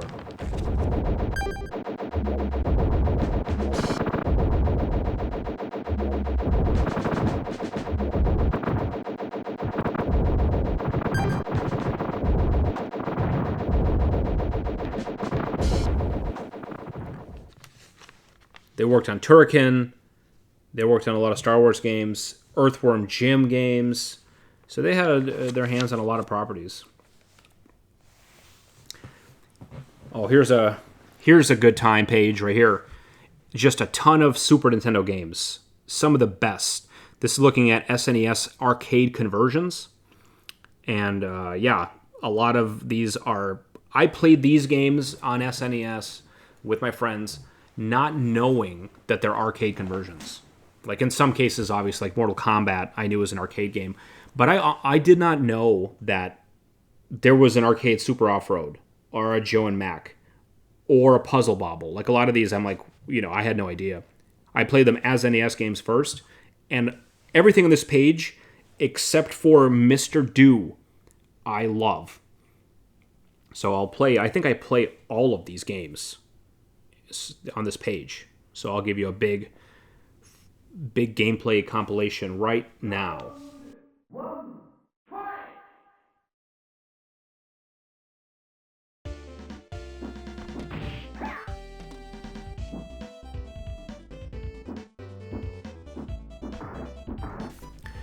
Street Fighter Alpha on Super Nintendo is not a game that I really played much at the time. We were stuck in Super Street Fighter 2 with the new challengers. That was our game. That's where my nostalgia is for Street Fighter. I kind of lost it as the series progressed, but this did get a couple of rentals for sure. And you know, a lot of new characters were introduced here that I didn't have much of an attachment to. Although looking at the character roster now, you can see that guy who you're seeing on the screen here. He's from Final Fight. This is also where Rolento entered, and I know Rolento is one of the bosses in Final Fight, so it's cool to see the Capcom cinematic universe coming together, and all the characters jumping games and ending up in different places. I think that's really cool. Oh, kind of remarkable here is you're seeing my actual gameplay footage with my friend Shane. We've been playing fighting games for, our whole lives together, so it was an easy pick up and play experience, because coming back to Street Fighter is like coming home. So we did end up actually playing a few matches, made a night of it, and it was fun. We played this and some other fighting games. You'll see him again when we play Mortal Kombat in this same series of SNES ports. So fun to play with a real person. And, you know, this, I left the beginning part in because I wanted you to see the way the game sort of freezes up when it says round 1, fight, and then the game just freezes. That's in there. And you'll see that here again when the person wins. There's a lot of loading in this game. And from what I read, it's because it was so difficult to port this game to Super Nintendo. For some reason, something about the chipsets. I'm not sure what the details are. It's interesting to compare this to like Street Fighter Turbo, which I play all the time. That game has 16 characters, which is a lot, and, you know, great animation. That game's amazing. This game, you can see here, it has 18 characters, which I would have thought it would have more for how hard it was to port, because I think as a regular person, the hard part of porting these games is getting all the character sprites in and all the animations. But it barely has more characters than Turbo, but it has like really notorious loading times. So I wonder what's the challenge, you know? I mean, I'm not saying that to rag on anybody. I legit don't understand what it was. But yeah, I mean, from what I've read, this game shouldn't be possible on Super Nintendo, but they made it, so that's interesting. But yeah, I mean, it's a great Street Fighter game, and you'd be happy to have it on SNES. And if you have friends that are into Alpha, great to play.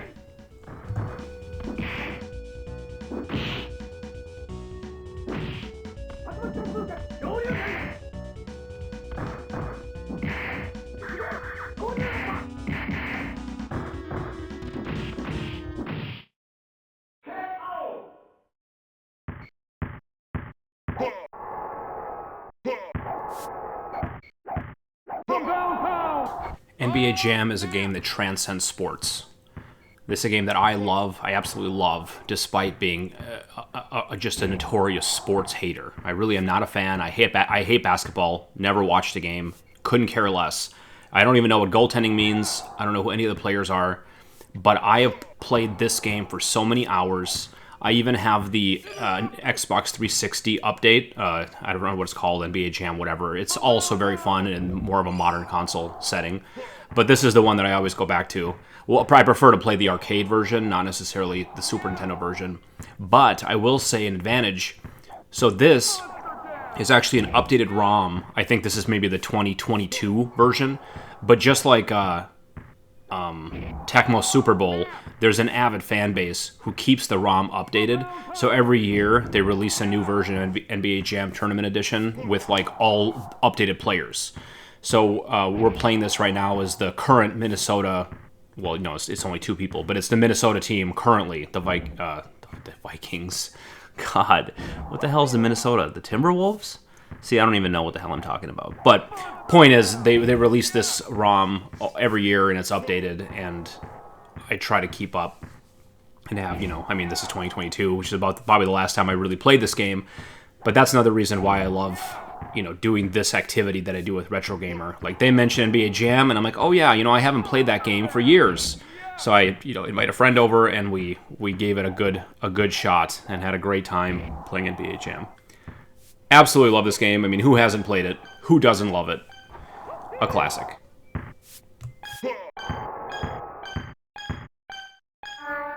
Rocket, win the game!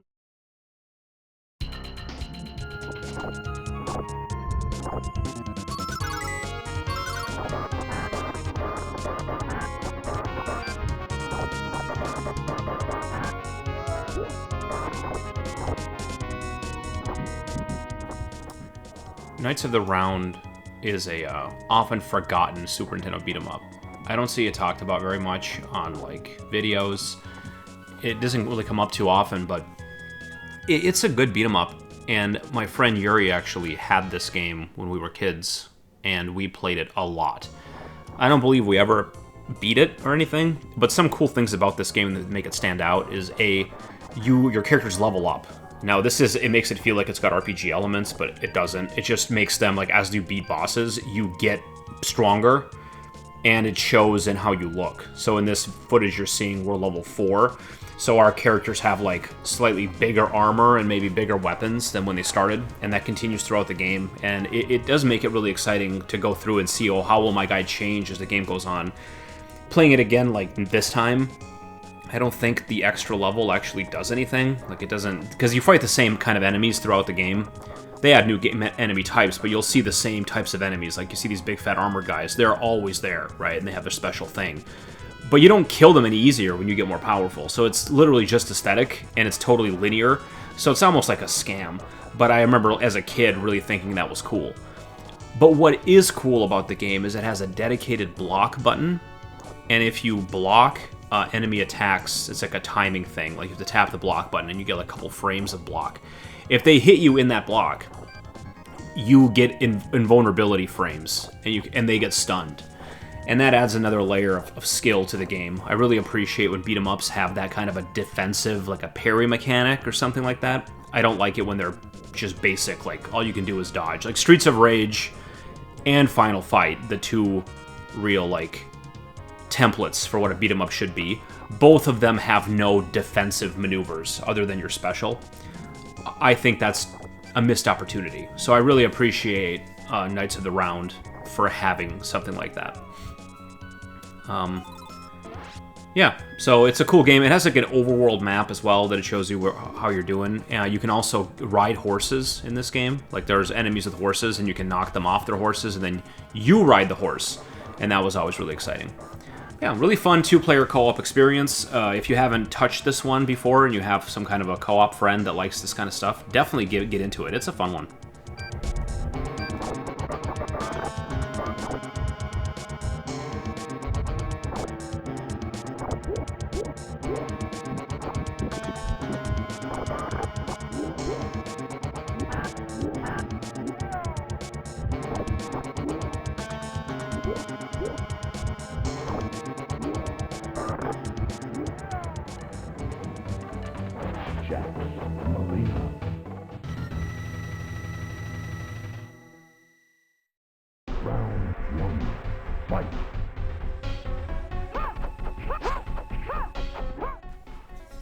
I want to paint a picture for you guys. Imagine Alex at like 11, 12, 13 years old, some kind of a tween, and my mom takes me to the mall, drops me off at Aladdin's Palace at the Burnsville Mall, the local arcade there that we go to.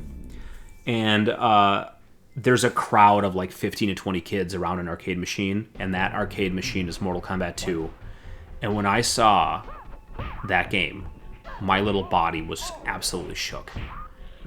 And you know, like, I have already been playing Mortal Kombat 1 on SNES for a long time, and it was our favorite game, for sure.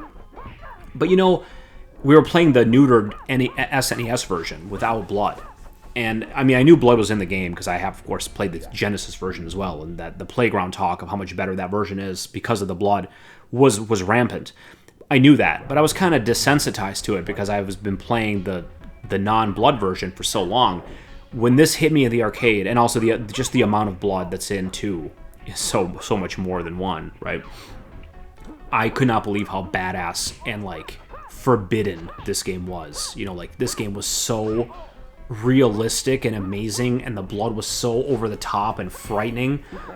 I was just in shock about how cool this game was, and the anticipation of it coming out on Super Nintendo was so amazing. And then we finally got it. I was begging my parents, my friend Yuri, he had this. I never had a Super Nintendo. Yuri had the Super Nintendo. And our families were close friends, and we were with each other all the time. We're like, please, let us have a sleepover so we can just play this game and into the sunrise. And we did. And for many, many weekends and sleepovers in the next couple of years, we played Mortal Kombat 2 like well into like round 70, you know, like match 70. We play the hell out of this game. And, you know, to this day, Mortal Kombat 2 is a game I go back to. Like, this is us playing Mortal Kombat 2 here is not a rare occurrence in my life. Like, it happens multiple times a year. We'll get together, especially when a new Mortal Kombat comes out and there's buzz about a new Mortal Kombat release. We'll get that game, we'll play that, but afterwards we'll always go back to the classic and just go, hey, let's remember. Let's go back to our childhood and remember how great this was. And a lot of my friends, not just Yuri, a lot of my friends ended up getting this game. We had very competitive and intense matches throughout my childhood.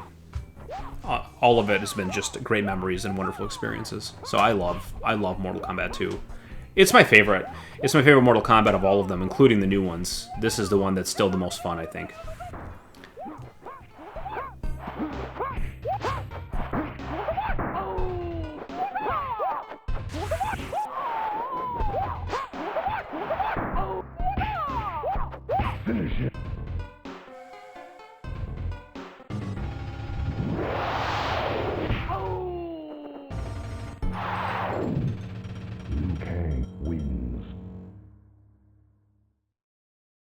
Fatality.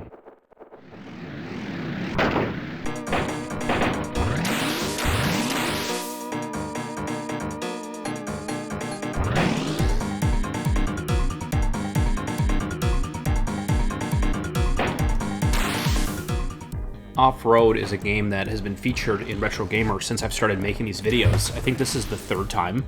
So I guess the writers of Retro are as big of fans of Off-Road as I am because they keep wanting to talk about it. I don't blame them. This game is a core memory of mine. It was both the Nintendo version and the Super Nintendo version were heavily in rotation among my friends because it was just a really good co-op experience. You know, the multiplayer in this was just key. It's what people wanted to do. You had your single-player games, then you had your games you played when your friends came over, and this was one of those. And the whole, like, RPG element of how you level up your car, a brilliant arcade mechanic, you know? But even at home, it's so much fun to get your car better. And, like, you and your friends would make different decisions on how to, like, deck your car out and see what performed better. It's kind of almost like a roguelike sort of a situation where you made different choices, you know? But yeah, we played many all-nighters of playing this game. We were actually trying to beat the game. I remember, like, when does it ever end? That was the thing on Nintendo, is a lot of the games just never ended because they were arcade ports, but we did not know this was an arcade port at the time. It was just a game we had. And we were always trying to beat it. And, you know, we'd spend all night long with maxed out cars, just racing and hoping that the game would end at some point, but it never does. Another game that's just like that for me is Rampage on the NES. That was another game at my grandmother's house. I would stay up till like 3 in the morning, like level 95, trying to beat Rampage, and I do not believe that game ends either. But, you know, that doesn't stop this game from being excellent. You got great gameplay, you got the multiplayer, awesome graphics, really nice music, actually. This game's soundtrack is one that's regularly on rotation for me, like when I listen to video game music. You know, like Secret of Mana is on there, Ninja Gaiden, Super Off-Road is on that list of soundtracks that I kick it to. It's good. Check it out. But yeah, I mean, who hasn't played Super Off-Road? Wonderful game.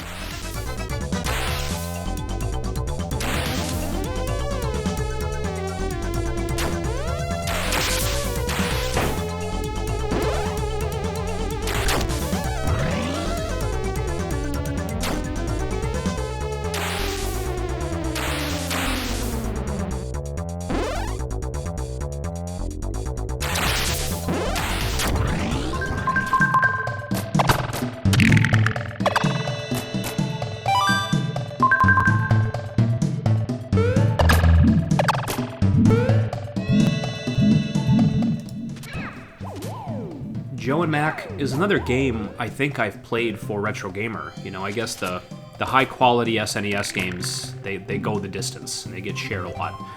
My only regret here is I'm not able to show you the cooperative footage. This is just me playing single player. That's just the way it had to be. But this game really shines in its co-op gameplay. And I was thinking about this game, like, what genre is it? You know, like, what kind of game is this? Is it an action platformer? Is it like a Mario or a Sonic kind of game? And then I think, you know, it's more like Contra or like a Metal Slug. This is a run and gun, except for it's incredibly slow-paced and deliberate. It's almost like, what if Castlevania was crossed with Metal Slug because of the cute graphics, you know? You'd get this game. But yeah, it's a super fun game that I'm happy to play anytime. You go to a lot of different locations. The variety is really fun. The different weapons you get are actually very different, and they're not a clear upgrade. Like, you know, the fire and the boomerang and the bones are pretty bad, I guess. But the wheels you see me using heavily in this level and the fire and boomerangs are all very different, and they all have their place to shine. So, yeah, it's a lot of like strategy to it, and you have a lot of moves as well. You have like a super high jump and like a dash roll, and you can attack up and forward, and that the weapons behave differently with which direction you put them in. You can land on top of enemies and jump really high, and then in 2 players, I think you can land on top of each other and reach high heights like that. So, a lot of really good variety for a game that looks really simple and kid-like. It's actually pretty deep. And there's an overworld map. The music is really good in this game as well. It's just a really good one. And you know, it isn't even talked about that much. I almost want to say it's maybe a bit of a hidden gem.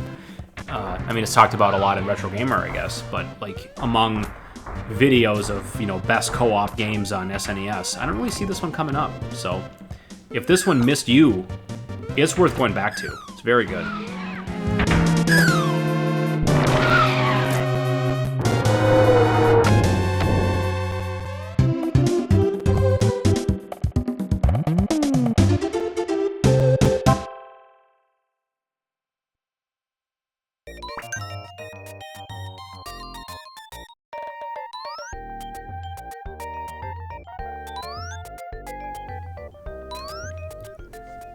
Puzzle Bobble I completely missed as a child. This was not a game that I had no interest in this game. And I actually do remember in high school in study hall, this girl was talking to me about what games are her favorites. And she said it was Bust a Move, which is Puzzle Bobble in America. And she was describing it to me, and, you know, it was kind of like Tetris, but with bubbles, is sort of what I got out of it. And I was never even a big Tetris fan as a kid. Like, that's, you know, I remember a lot of my friends were really into Tetris, and especially their parents were really into Tetris. Didn't really appeal to me too much. I mean, nowadays I kind of respect Tetris, but I still very rarely play it. It's not, like, these puzzle games, I guess, I'm not really a super big fan of. But I will say, since I played Puzzle Bobble nowadays, I love it. It's really good.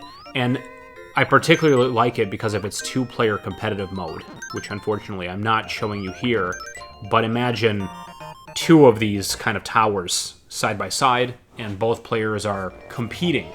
And there's some kind of a mechanic where if you do like a good combo, it spits a bunch of garbage on their side, just like, you know, competitive puzzle games would do. And it's super fun.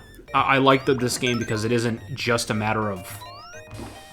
I mean, I don't want to be insulting to Tetris, because obviously there's a lot of skill in Tetris. I don't mean skill in the way that, like, anybody could play it. But I mean, in Tetris, you move the pieces and place them.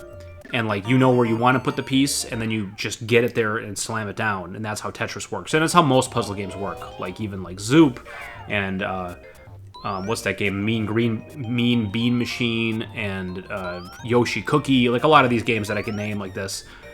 But the difference in Puzzle Bobble is you have to, like, just knowing where you want to put the bubble isn't enough. Putting the bubble there, the execution of placing the bubble there correctly isn't taken for granted here. Like, if you want to put a blue ball, like, in a corner, your aim better be right on, because you can miss. So there's, like, a level of pressure of doing the shots correctly, as well as knowing where to put the shots. And if you're, like, you know, in a high tension situation, you'll miss a shot and that will be your doom. And that really appeals to me as a competitive experience. So I played this game several times like that with a couple of friends. I wanted to introduce them to it. I'm like, check out this really cool puzzle game. And it's really become one of my favorites since. So, you know, that's why I love retro gaming. You know, you just get 300 different games that you never played and then start checking them out. And you get a lot of gems that you missed out on. There's so many good games out there, and this is one of them.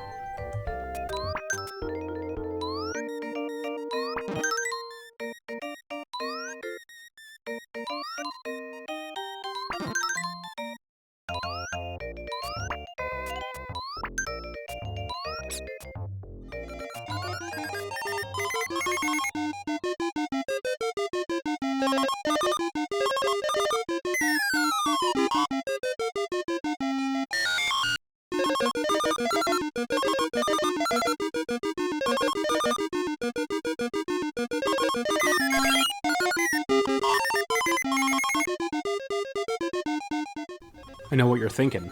What the hell is this game? That's what I was thinking as well. It's Mr. Do, a game I legitimately have never heard of. Like, even today, as a person who's really into retro games, who seeks them out, I have never heard of this game. Maybe I've seen it, like I've seen the title, but I've like never seen what it looks like, have no idea what it is. But now playing it, I mean, the obvious comparison is it's a lot like Dig Dug.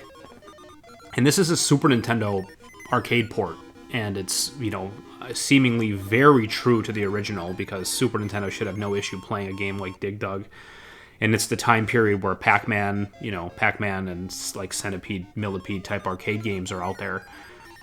So I am assuming this is a pretty arcade-perfect port of Mr. Do.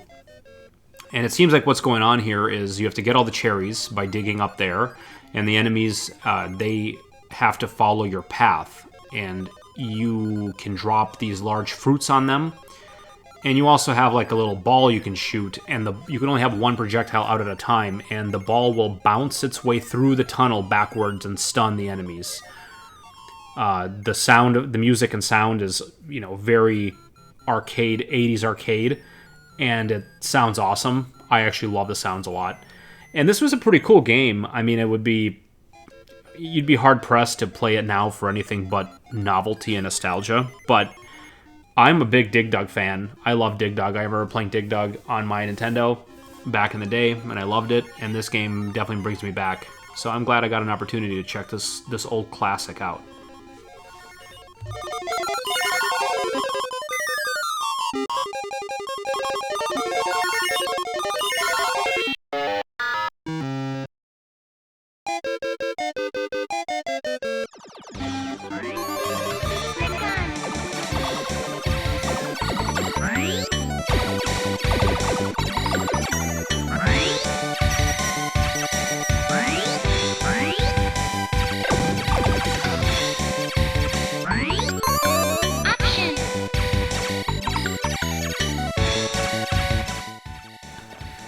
Parodius is the first shoot-'em-up that I ever played. And a shoot-'em-up, if you don't know, is a shoot-'em-up, but it is intentionally made to be funny, goofy, or cute.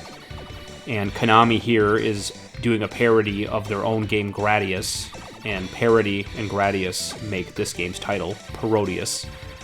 In Japanese, the name of the game is Parodius Nonsense Fantasy. And it only came out in Japan and Europe, actually, and it never came to North America. So it's a funny story with this game. When I first got into emulation, I learned that I could download ROMs and play them. Of course, I downloaded every ROM that I ever remembered ever playing as a kid. And then I wanted to go to the next level. What are the games that I never played? And then the next level is what are the games that I never could have played? And that category was a lot of only in Japan games, like Parodius. And the holy grail of games like that is games that are good, that you can play without having to be able to understand Japanese. And Parodius fits that bill perfectly, because as you can see, you're just playing Gradius, and there are no words. The power-up bar at the bottom is the Gradius power-up bar, and that is just in English, even in the Japanese version. So this is one of the games I played, and I felt like such a badass playing this illegal, only in Japan translated bootleg game. Like I felt like King Geek during that time. I felt so like a hacker. But yeah, this is actually the European ROM, which is in English. But when I was a kid, I had the Japanese ROM that I had to like fumble through. How do you start the game? But yeah, so it's basically a Gradius clone. It's got really great gameplay, just like Gradius is. That's a wonderful series. Except for you have goofy characters in here. You saw that I was just a penguin a second ago, which I think is Pentaru, which is a Konami character. That's their penguin from the Penguin game. And you, of course, now I'm the Vic Viper, which is the Gradius ship. But there's also an octopus, I think a paper airplane, a fairy. There's a lot of weird characters. Though Twinbee, I think, is in here too, which is another Konami franchise with the bells that comes from the Twinbee game.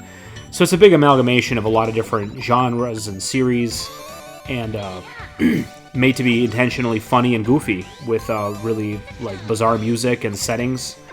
Yeah, it's an awesome game that's definitely worth playing, and there's a lot of like follow-ups to this. This is obviously not the only one. There's a huge Parodius chain that spans into other consoles, and they're all really good.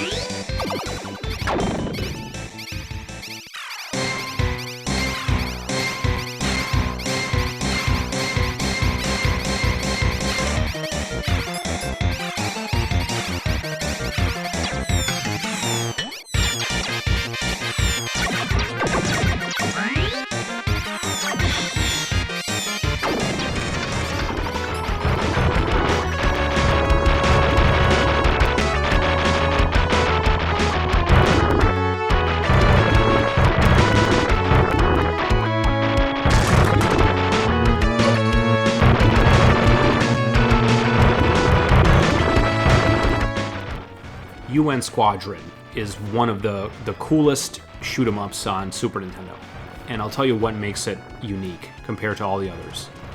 One, the way damage works. So instead of dying in one hit like all the other unfair games, in this game you get hit once and you have a life bar. You can see it at the bottom there.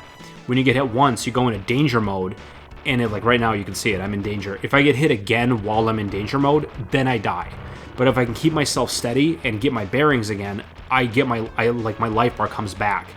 So you can, if you don't get hit quickly, you basically have probably 6 hits you can take before you die. So that's really cool, and that gives you a lot of forgiveness about, it makes the game a lot more fair feeling. The other thing is there's 3 characters to choose from. There's the guy with the more health. There's a person that has better upgrades. And I honestly don't remember what the other one does. But there's 3 different characters that have different styles. And then they're also, in between levels, you get to go to a shop where you can buy side weapons and even buy entirely new airplanes, which have different ways of shooting. That's really cool.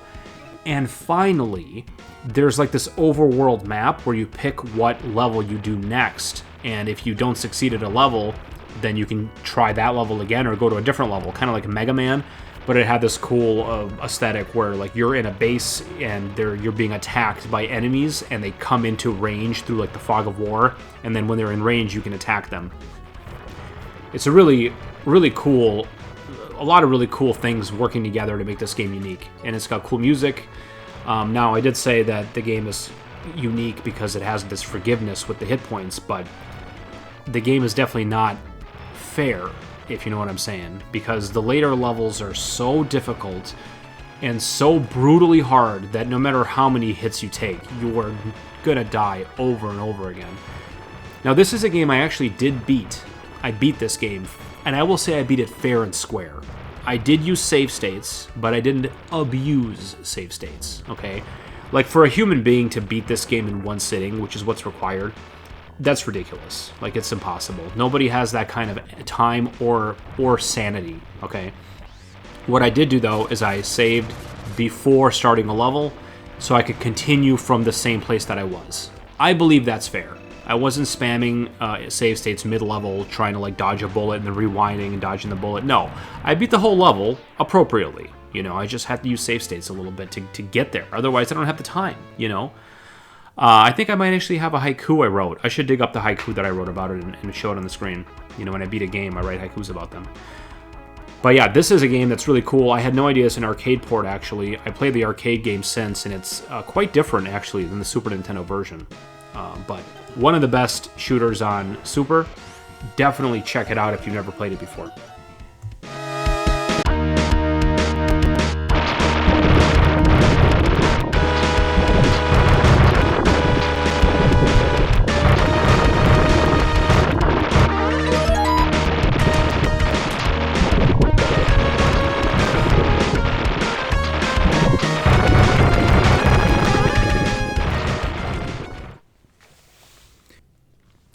The Ultimate Guide to Space Gun, a Taito light gun shooting arcade game that I've never played. From reading this, it seems pretty unremarkable. It's an alien-themed light gun shooter. I guess they're all kind of the same. One of the things about light gun games, that's a genre of game that's dying the hardest because it's so hard to play them correctly. You can't really do light guns on modern TVs. If there are some, like the game, which we've talked about a couple times, but that only works with the games that they release. You can't just get anything. It only works on their console and their games.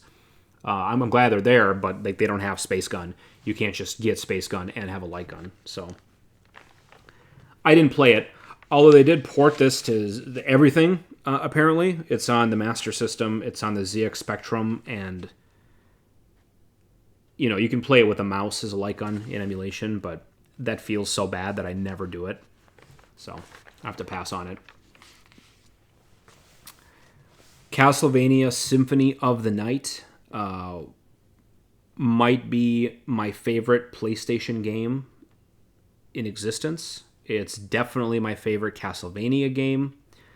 I have beaten this game probably 4 times now, and I came to this game very late in life as well. Like, I never had a PlayStation. My friends who had PlayStations didn't have this game. I actually played this game after Aria of Sorrow, which I played on, Game Boy Advanced, my first Metroidvania experience, and that game was so much fun. I love it. I've beaten that game multiple times as well.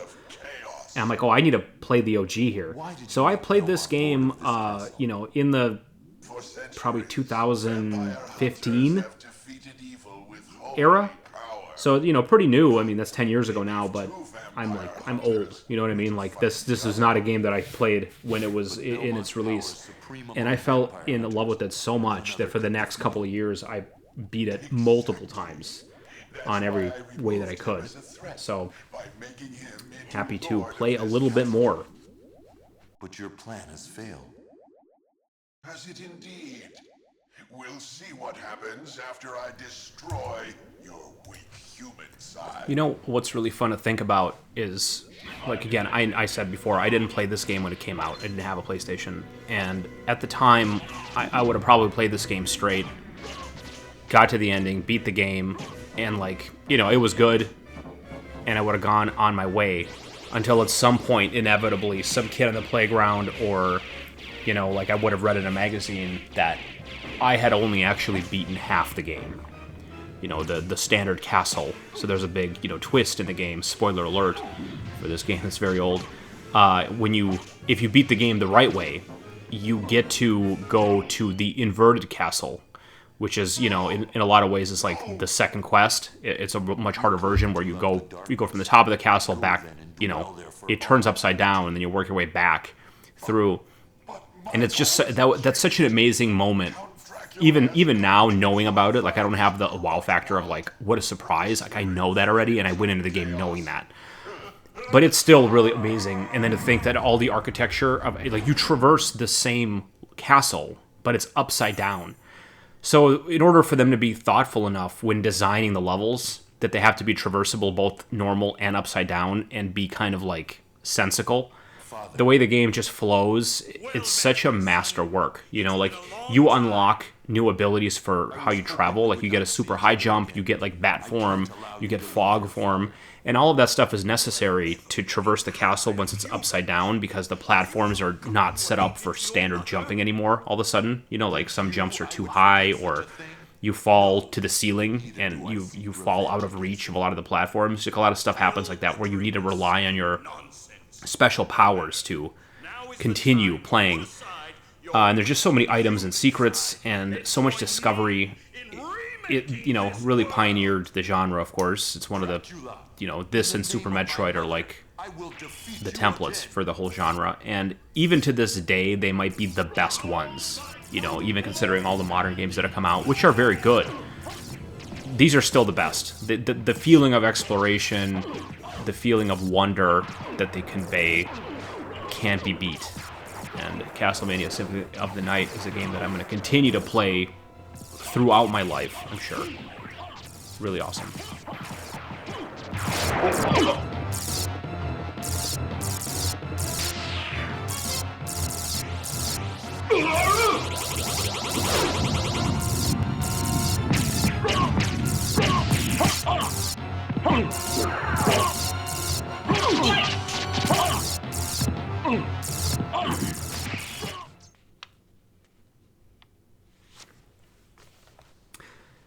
This is the history of Cyverior. Cyverior. I wish like they had a pronunciation guide in these. You know, like how do you say this game? It's looks like a bullet hell shooter from these screenshots. There are many reasons why I love RetroGamer, but discovering games I'd never heard of is one of them. This is a super cool series of shooters, I guess, of shmups that I've never heard of. And there's a Dreamcast one that I played, and it was so neat. I'll tell you all about it during the gameplay.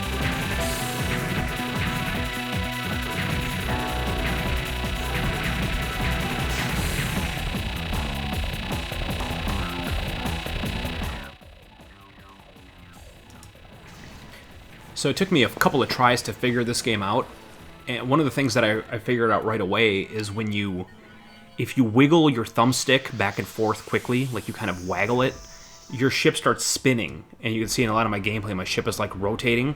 You move way faster, and the way your bullets come out is like in a long stream. And if you stop spinning, your bullets come out more in a spread, and you move a lot slower.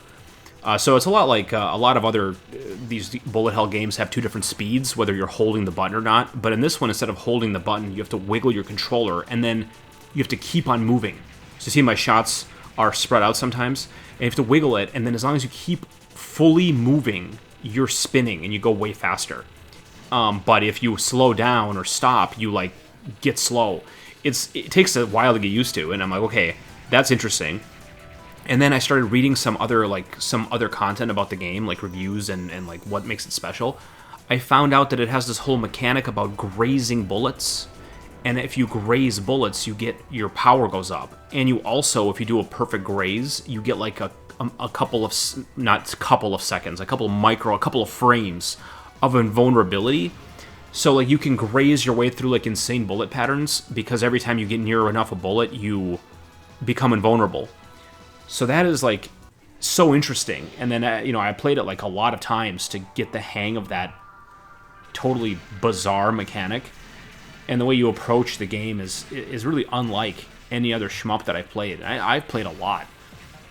I really appreciate shmups. So this one is super cool, and I will be definitely playing this game more. And I'm going to show it to some friends who are also fans, because I've never heard of it, neither have they.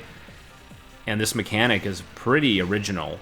Like some have a risk-reward mechanism where it's like closer you are to enemies when you kill them, or whatever other ways. But now this bullet one I have not seen before. So yeah, this is a neat game with multiple cool mechanics. Definitely a high rating for me on this one.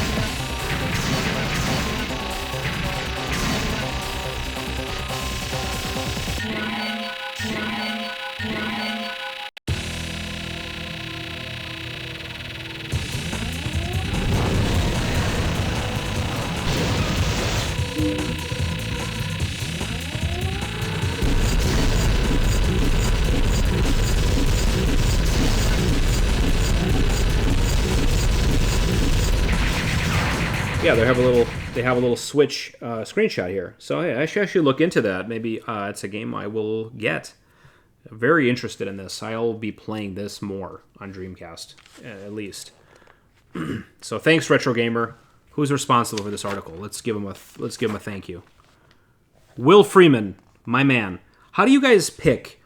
I'm curious. Like, the individual authors, do they pick the content they're writing? Like, I really want to do a Cyverior article. Like, that means a lot to me. I mean, I'm sure in some cases they like get opportunities to do interviews or get, a copy of a game to review or whatever. But I'm curious, why Cyverior?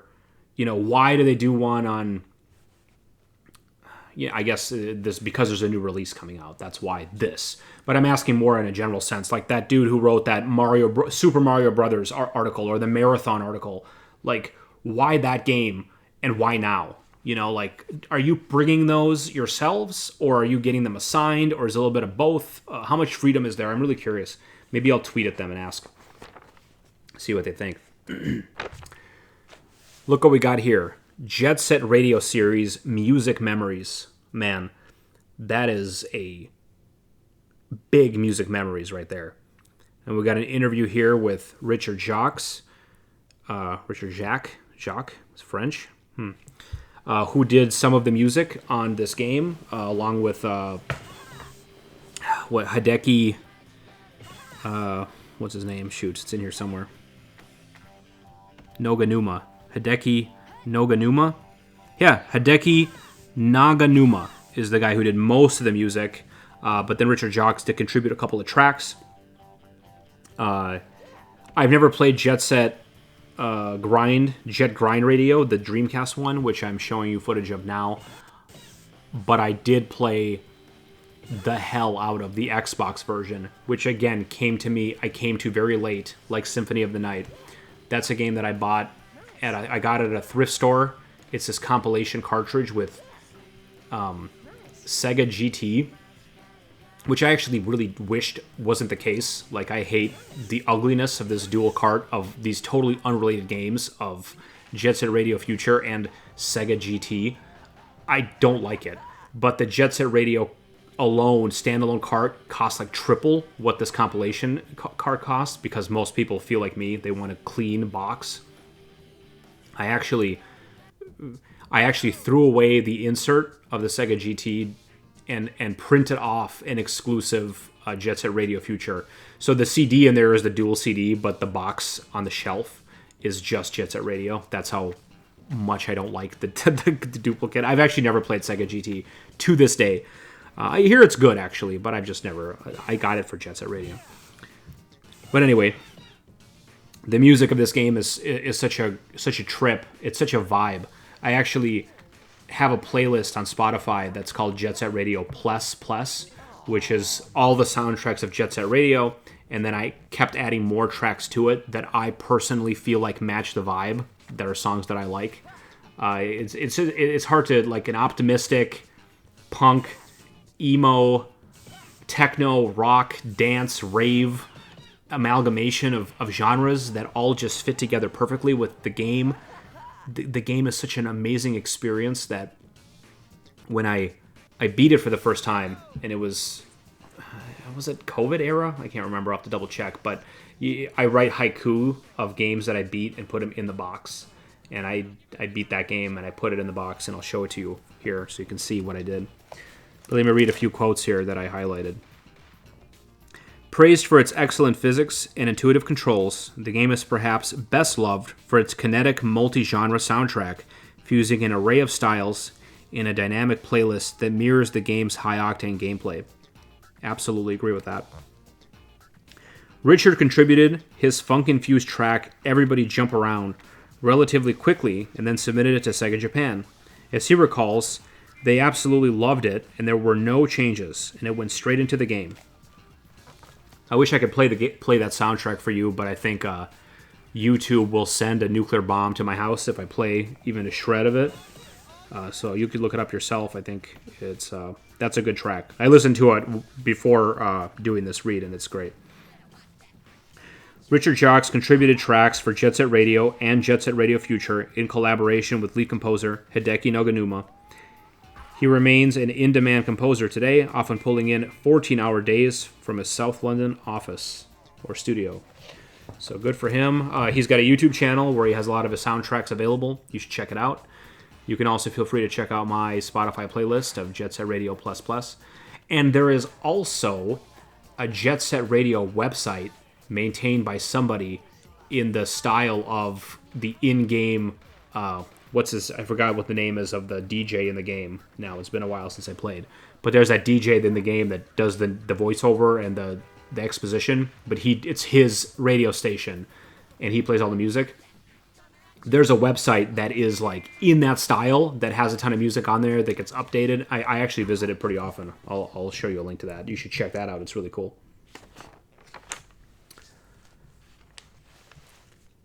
They did a big interview with Mark Gruber, who is actually a person who builds and engineers arcade cabinets. Like, the ones that are more than regular, like this sitting jet fighter ones and car racing ones. Pretty cool job, I will say, talking about making your own arcades. We got a retro revival of Final Fight 1 for Game Boy Advanced. That is a game I never knew existed, and my kind of de facto opinion is if a game is on a handheld and there's a version on a console that exists, why would you ever play the handheld version in today's world? Like obviously if you have a Game Boy Advance and you want to beat them up, you can get this one. But if you have a Mii Mini, which has all the Super Nintendo games and Sega Genesis games and Game Boy Advance games, and you're like, I want to play beat 'em up, why would you not play a better version of this game? But I will say that this, if I wasn't comparing them literally like one at a time, and I just had one and I turned it on, and it was this one, I would not be able to tell you, oh, this is the Game Boy Advance version. It plays so well and looks so good, just like the SNES, that I was duped. And actually, I was playing this when my friend Jay came in. I was playing it on my TV, and he's like, "Oh, you're playing Final Fight on Super Nintendo?" And I was like, "Nice guess. It's actually a Game Boy Advanced port of that game, and it includes Guy." So, like the first SNES version, you had Haggard and Cody, and Guy was not there. Then they released Final Fight Guy as a separate a separate release. This is Final Fight Guy. So they couldn't even fit it into the SNES, and they fit it into the GBA. So that's pretty awesome. So yeah, I mean, if you're a fan of Final Fight, check out the Game Boy Advance version. It's quite good.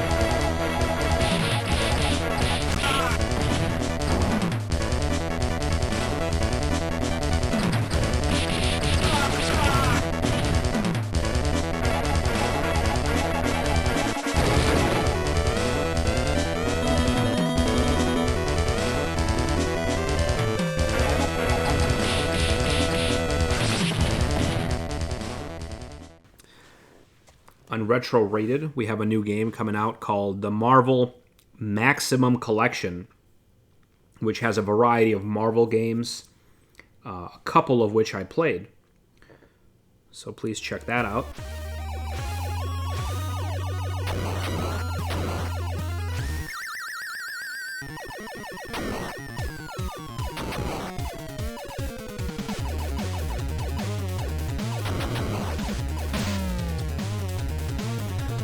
So, of course, the biggest standout piece of Silver Surfer is the incredible music by Tim Follin.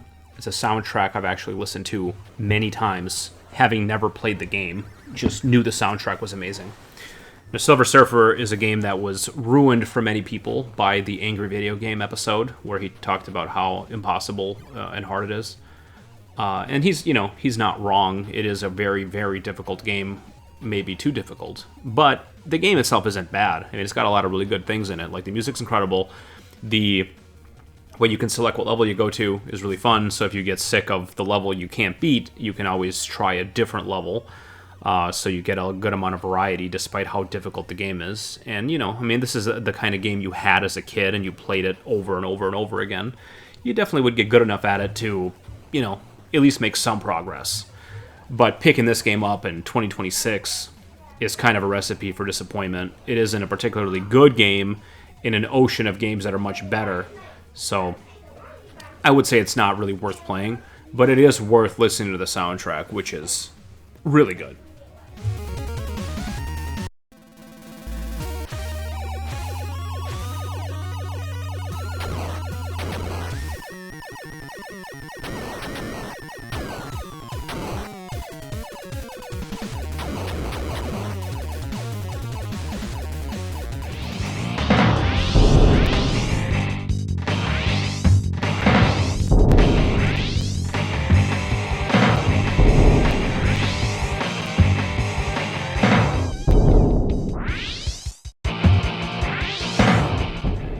This is Spider-Man Maximum Carnage on Super Nintendo. It's actually a game that I remember very fondly and renting it several times, me and my boy who had the Super Nintendo. We get this game on a rental, and some of my friends, I think, actually owned it, so I ended up borrowing it a lot to play it. And it's awesome because you can be Spider-Man, you can swing around on your webs, you can shoot your webs, shooting your webs does not take any of your resources, so it's not like a super move where you lose life. You can just spam your webs, which feels awesome. And then also you can get to be Venom in either you can pick or in later levels you can be Venom. I don't remember how it works exactly. But yeah, it's a in terms of like beat 'em ups, it's fairly rudimentary and not full of that much variety. Like the enemy variety is pretty limited. It's just like thugs. The boss fights are pretty in depth though. But as a Spider-Man beat 'em up with lots of cameos, it definitely serves the purpose and is very playable. Even today, I would say it's playable. So on this collection, I could see myself having some fun with it. It is an LJN game, which is, you know, kind of a badge of terrible nowadays. But this is one of the better ones. So I would say don't let that scare you off. This game's pretty cool.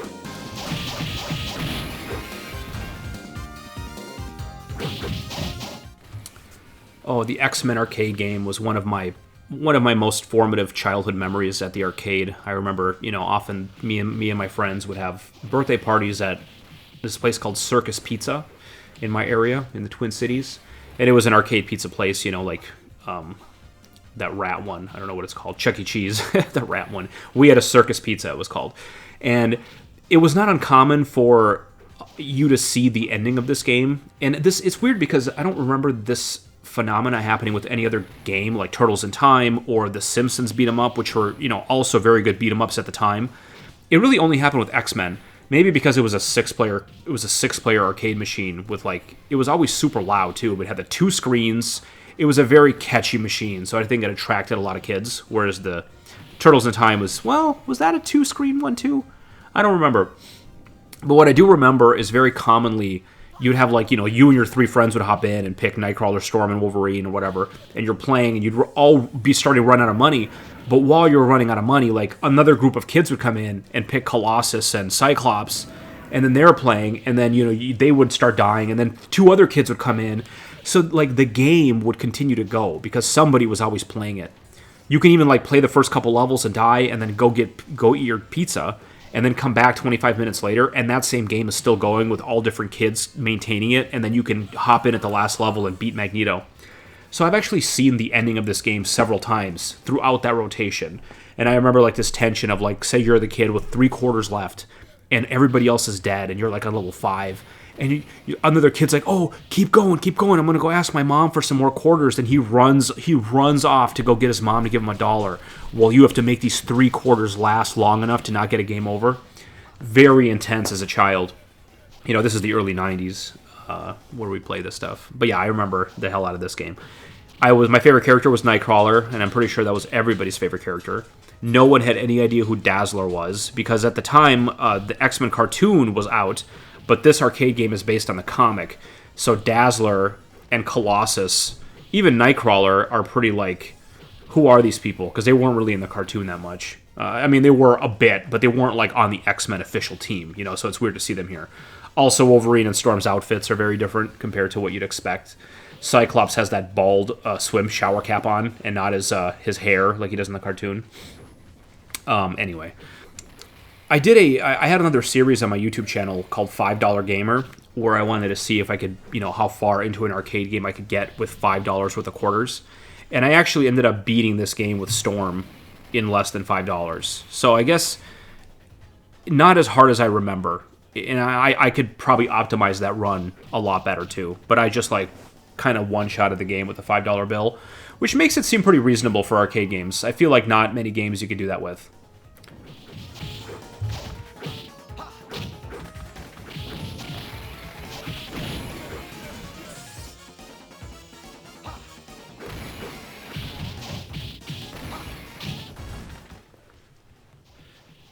So this will be available for £20. So what's that, like 25 American dollars, maybe 30 even. And they gave it a score of 70%. In a nutshell, while the quality of the games is mixed, it's well presented and there's a decent amount of content included. So, pretty good spot. You do get a lot of good games that I like. X-Men, of course, is a classic. A couple of good Spider-Man games. You do get this... actually, I didn't play the Avengers arcade game. Maybe I still will. Maybe I'll get that in. I love that game.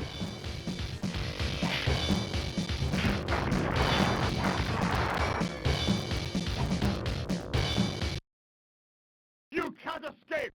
You will be the one escaping! All right, picking this game up in post. I really do love this game, and I can't believe I forgot all about it. I just didn't even jot it down. I should have played this. Another one I should have played 2-player, but, you know, ran out of time, and here I am editing, and it's like, I get to capture some of this footage. It's a really cool game. What's unique about it, compared to the other games we played, its contemporaries, like the X-Men game we just looked at, and the previously mentioned Simpsons game, Turtles in Time, is the sprites are really small in this game. They went like a different direction. Most games went for like large, expressive sprites, and that's what like attracted the gamers. This game went with these kind of little sprites. And another thing that's cool about it, it has a block mechanism. You see at the very end there, I was holding my bow in front of me in a weird way. That's Hawkeye's block animation. You didn't see a block. The contemporaries did not have a block button. None of the other beat 'em ups. So that kind of made it unique, where there's a little bit more strategy to how you play it. You can like actually be defensive. But the game has Captain America, Iron Man, Hawkeye, and Vision. And at the time, you know, I saw a comment on some Marvel thing that says the Avengers were like a C-tier team that nobody cared about back in the day. And, you know, as a kid in the 90s, that was really true. Like, there was an X-Men and Spider-Man cartoon on Saturday, and those really got me up to speed on X-Men and Spider-Man, and they were awesome. And the Avengers and Iron Man and the Hulk, I didn't really know anything about because they were not on TV at the time, and they weren't, you know, big then. None of my friends knew about them, and that made this game actually a little bit more mysterious. And it's like, who are these guys, and who are the cameos? Like, I don't know who Hawkeye even was at the time. And Vision, like some kind of a weird ghost. What's that about? And nowadays, you know, the Avengers really overtook the X-Men in popularity and in like power level. You know, the foes they're fighting are way more powerful. Like, if you noticed, the first boss I fought, Whirlwind, he robbed a bank, and he was like, you know, he was robbing a bank, and that was what I was fighting. It's kind of low stakes compared to what you see the Avengers doing today. You know what I mean? But yeah. This was a fun game that I did play whenever I could, and I especially like this part where the game genre changes completely to a shoot 'em up type game. It's cool.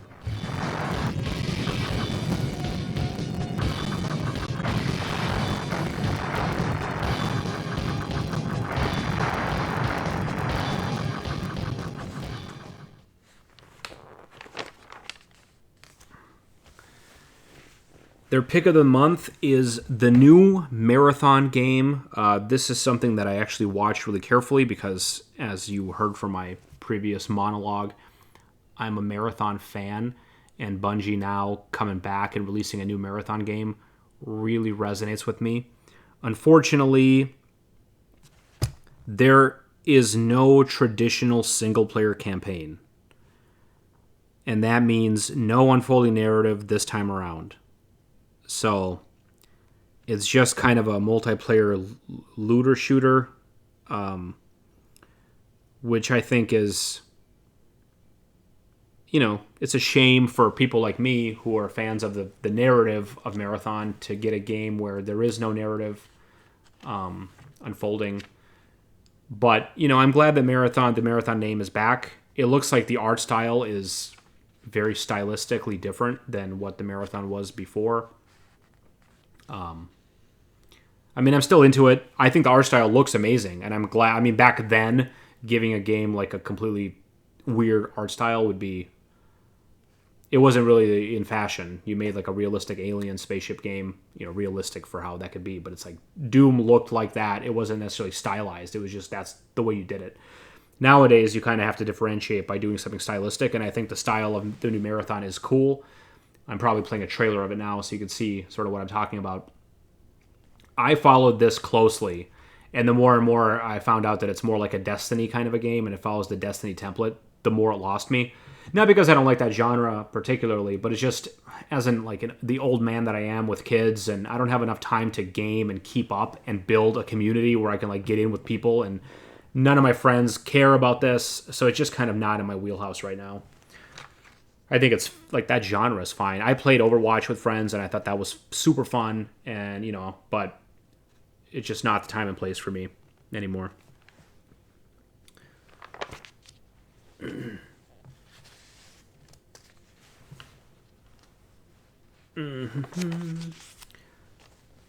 Here's the homebrew section where they talk about some new homebrew games. There's a neat game coming out called Rocketman, Rocketman, and it looks pretty neat.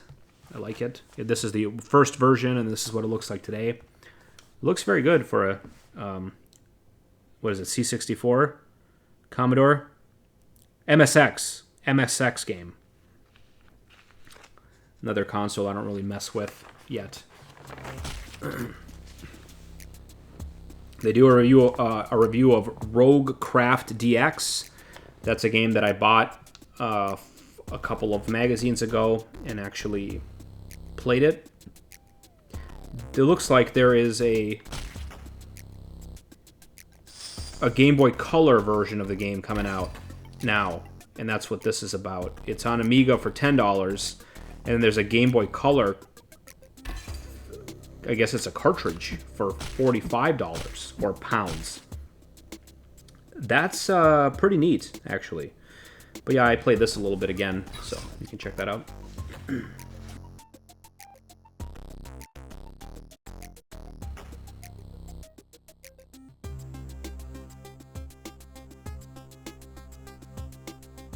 I'm happy to be reminded of this game again. I played it originally many retro gamers ago when they alerted me to its presence, and I'm like, well, that game looks amazing. I ended up purchasing it then and playing it, you know, a good amount. I got pretty deep with the Warrior, and then I sort of forgot all about it, so I'm happy to go back to it now and give it like a more, like an attempt with the Thief. I will say, though, unfortunately, on my second attempt of this game, I did find it pretty dry.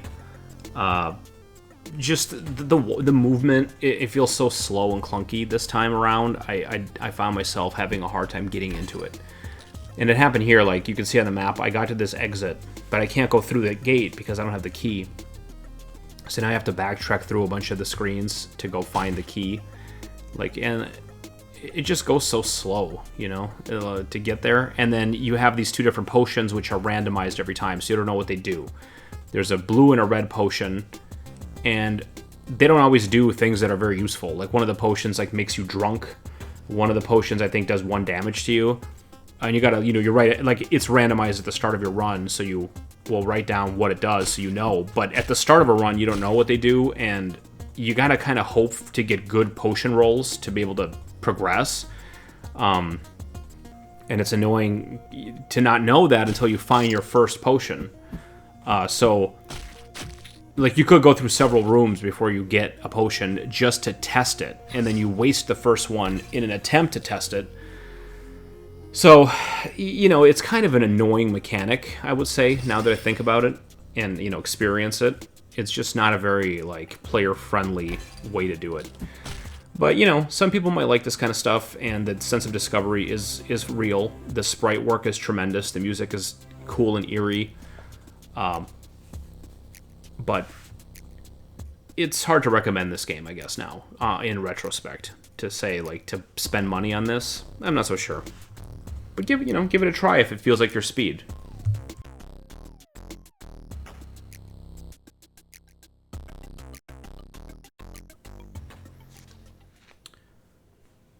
Our boys over here talk about their favorite Batman games, and they go through a lot of Batman games. There is a Lego Batman, just like Lego Star Wars, And I have it, actually. I don't know how I got it, or I was looking through my games looking for something, and I found Lego Batman. So I have it. I didn't play it, though. I figured enough. It's like the same, you know, like you play Lego Star Wars, you play Lego Batman. The gameplay is identical in those games, really, except for you're just dressed like Batman. And I'm also not like a huge Batman fan, so I did not play it. I'll tell you what I did play, though, is this SNES Batman Returns Brawler. I've always heard a lot of good things about it. Never really played it. I think I've touched the first level a couple times, but I never gave it a critical eye, so I'll do that now and show you.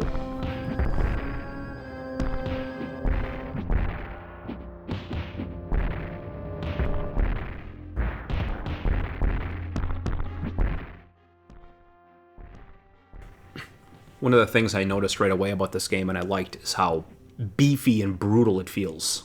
Like, Batman looks big and intimidating. The way you hit enemies, the sound effects are really, like, meaty. And the way you can throw enemies into the background and they smash the glass you throw them in, I thought that was really cool, too. It's interesting, this setting is, like, Christmas. It's, like, Gotham City Christmas time. I don't know, I mean, I guess, I don't know why I think that's weird. Just, it's strange to have a beat-em-up have, like, a Christmas-themed level. And I know it's because of the movie, not, you know, it's not a choice they made, like, for the festivities, but it kind of struck me as strange, like seeing all these presents and Christmas trees everywhere. But yeah, as a beat 'em up, it's cool that you can block, and you know that I like that when you can block in these beat 'em ups. You also have a side weapon. You have your batarang in this, and in this case, it just stuns people. Reminds me of that Spider-Man game, which also had a stunning attack with the web, but here you hit them with the batarang and they get stunned. There's a variety of enemies you can see. There's like the classic chubby ones. There's the fire poker ones. You got the motorcycle enemies. It's kind of like almost a bingo card of like what needs to be in a beat 'em up, and they got them all. But you know, it's done competently. Everything here works well. I like how you can block. It doesn't seem like it's 2-player though, which might be the nail in the coffin for me as far as like, is this one I'll ever play again? If I can't play with a friend, it's going to be hard for me to, like, fire this one up, you know? Level 2 is interesting here. I'm about to go to level 2. Level 2 changes genres into more of a run-and-gun, where now instead of punching on a 3D plane like a beat-em-up, I'm walking and throwing batarangs, and that's, like, my only form of attack. And it does not work very well. The hitboxes are way too big, and some enemies take multiple hits while running at you very quickly. You take a lot of damage just trading with enemies here, and I don't really get why they did this. Like, who asked for this run-and-gun version, and why? Like, why in the other level, which was just in the same street, I could not throw infinite batarangs, and I could punch, and now here I can't punch anymore. Like, what's going on? You know? Like, even in that game we just played, Captain America, like, I got on into a flying section, and that's why I couldn't punch anymore. I'm just in the same city, in the same street, fighting the same enemies. Why is it different? Very bizarre choice here. I'm not sure what they were going for.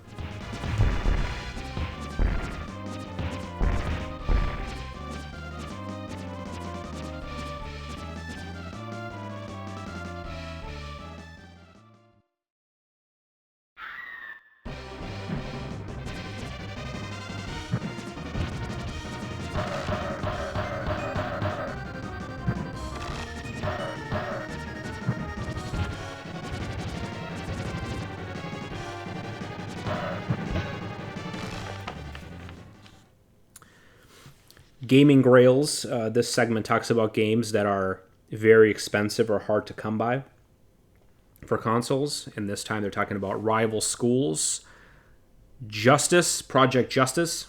Rival Schools, not a game I ever played. I was a fan of some Rival Schools characters on Capcom versus SNK. I played with Kyusuke a lot. I love that character. And he's in this game. I'm like, oh, Kyusuke, cool.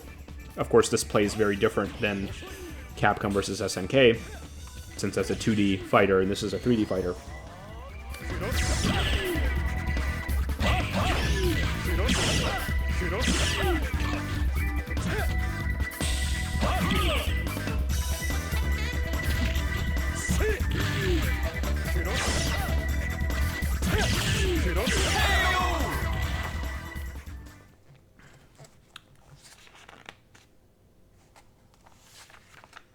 I didn't play anything from that page. We got the mailbag, and in the mailbag we got a little Mario Brothers 3 picture. And I'm like, hey, I'll jump on that and play a little Mario Brothers 3.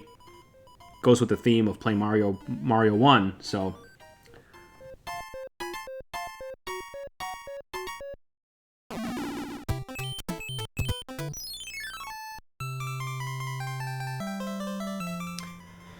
It's really hard to articulate just how important Mario 3 was when I was a kid, and to all of us kids at the time. It was just the most anticipated game in the world. We all wanted it so bad, and then it came out, and we all got it immediately.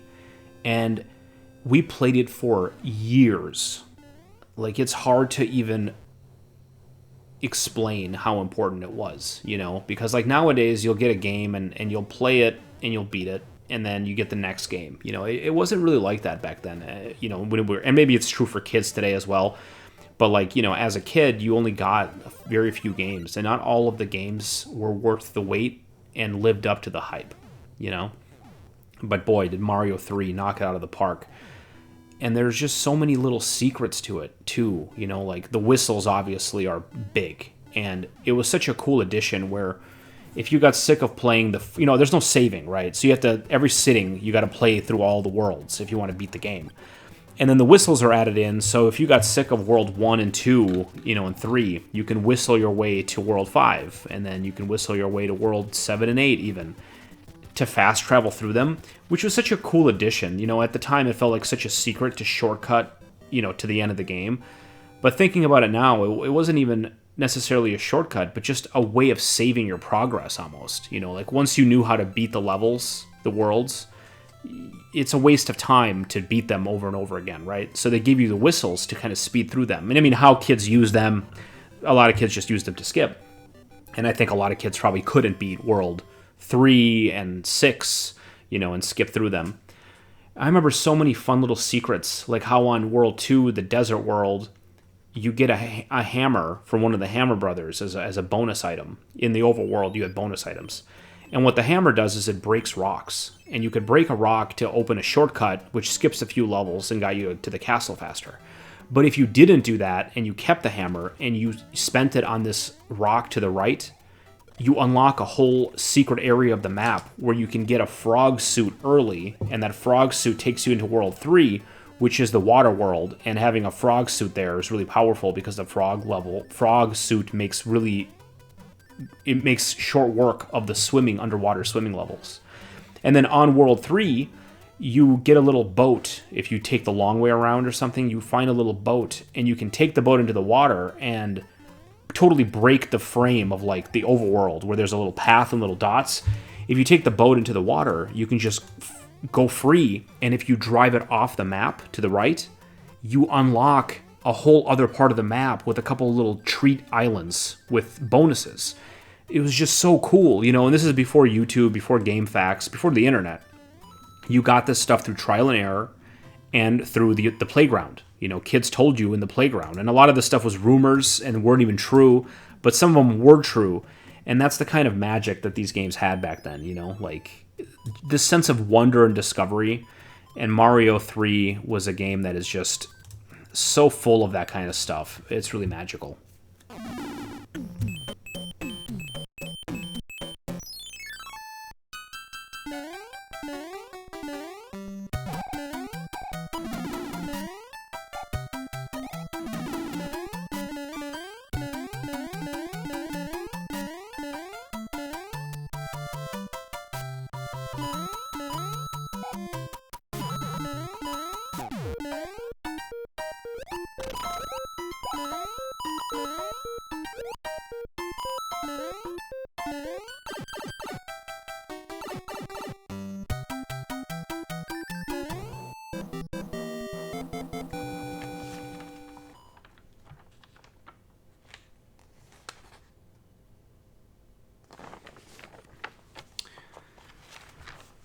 I really like the way this page is done. Mr. Driller for the Nintendo DS is a game that Mr. Driller is like on everything, but I played the DS version here, and I'll show it to you. Talk about it.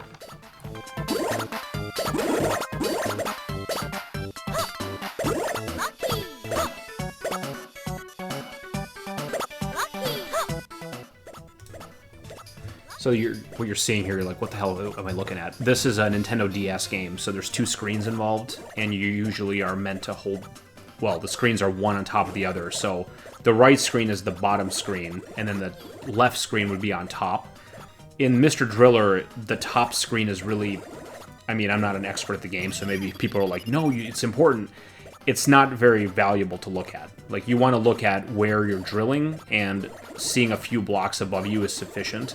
I don't think you need to see, like, 30 blocks above you for any reason, but, you know, I imagine when you're holding a DS and playing this game live, seeing the depth of your tunnel with 2 screens would probably be a pretty cool experience. But yeah, for the purposes of this recording, horizontal view makes more sense. Or I really could just cut the left screen completely and just show the right screen, and you wouldn't lose any fidelity.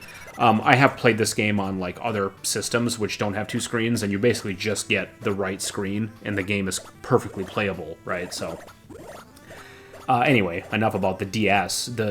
What is Mr. Driller about? It's a weird genre mix. It's kind of like an action puzzle game, I guess, where, you know, you're obviously digging your way down and trying to break blocks in a way that keeps you from being crushed and going as quickly as possible down. And, you know, you can see, like, if a block is green and big, when you pop it like a balloon, I guess the digging is like you're popping these balloons. You pop the entirety of the balloon, which makes, you know, unpredictable collapses, and you're trying not to get crushed while digging down low. It's kind of a mouthful, and an interesting premise.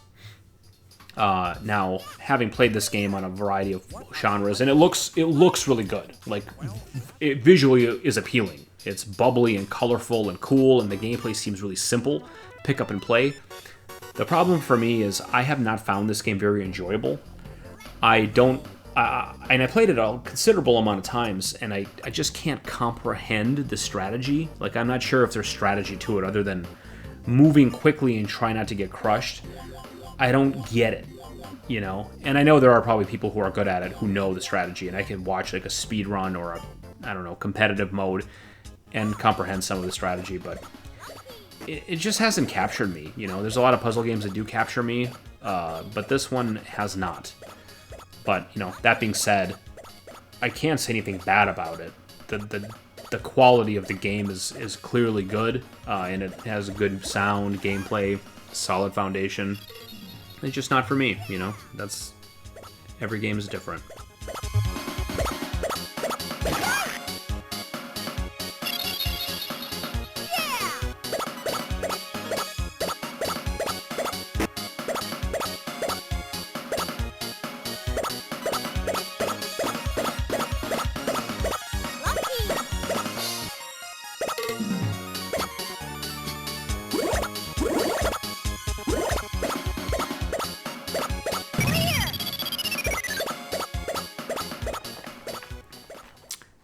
And the big finale, the big finish, MK4, the red-headed stepchild of the Mortal Kombat world, a game that I barely played because I hated the way it felt after the Mortal Kombat, 3 Ultimate, which was amazing. We played this on the Nintendo 64 instead of the PlayStation, which I don't think matters much. The PlayStation, I think, is known as a worse version because it's got the loading screens, and N64 doesn't. Although, often that comes with some cut content. I'm not sure the differences, but let's revisit it and see if it's as bad as I remember. I actually lied. This is the PlayStation version you're seeing because the N64 controller is so hard to map because of the C buttons they use, and then I'm using a PlayStation controller, so those map to the right thumbstick. Anyway, I played it on N64 for like a second. I'm like, I can't do this. So I switched to PlayStation. It's fine. And honestly, this game gets a bad rap, but after having played so many of these early 3D fighting games, thanks to RetroGamer, I would say Mortal Kombat 4 is not even in the bottom half. Like, it's a very playable, fast game, good hit detection, it plays real snappy, and I was able to figure out some moves all on my own with Sub-Zero, since slide and freeze are the same, and it's like, Sub-Zero with slide and freeze, you're basically playing. It was a pretty fun game, I would say. Not one I'd go back to anymore, of course, but I do think it got a bad rap at the time. Sub-Zero wins.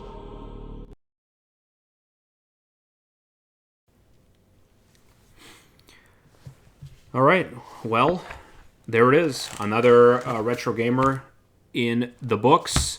Thanks for coming. Give me a like and a subscribe. And hey, you know what? Leave a comment. If you made it to this stage in the video, leave a comment and say peekaboo, so I know you got there. Thanks for visiting. I'll see you next time. Have a good rest of your year. It's over, Jarek. Shinnok is dead. The good guys won. You're coming back with me. Never, Sonya. I agreed to help defeat Shinnok, not turn myself into the Special Forces. The Black Dragon, live on! The Black Dragon died with Kano. You're the last one, Jarek. Never! Come in, Major Briggs. This is Lieutenant Sonya Blade. What?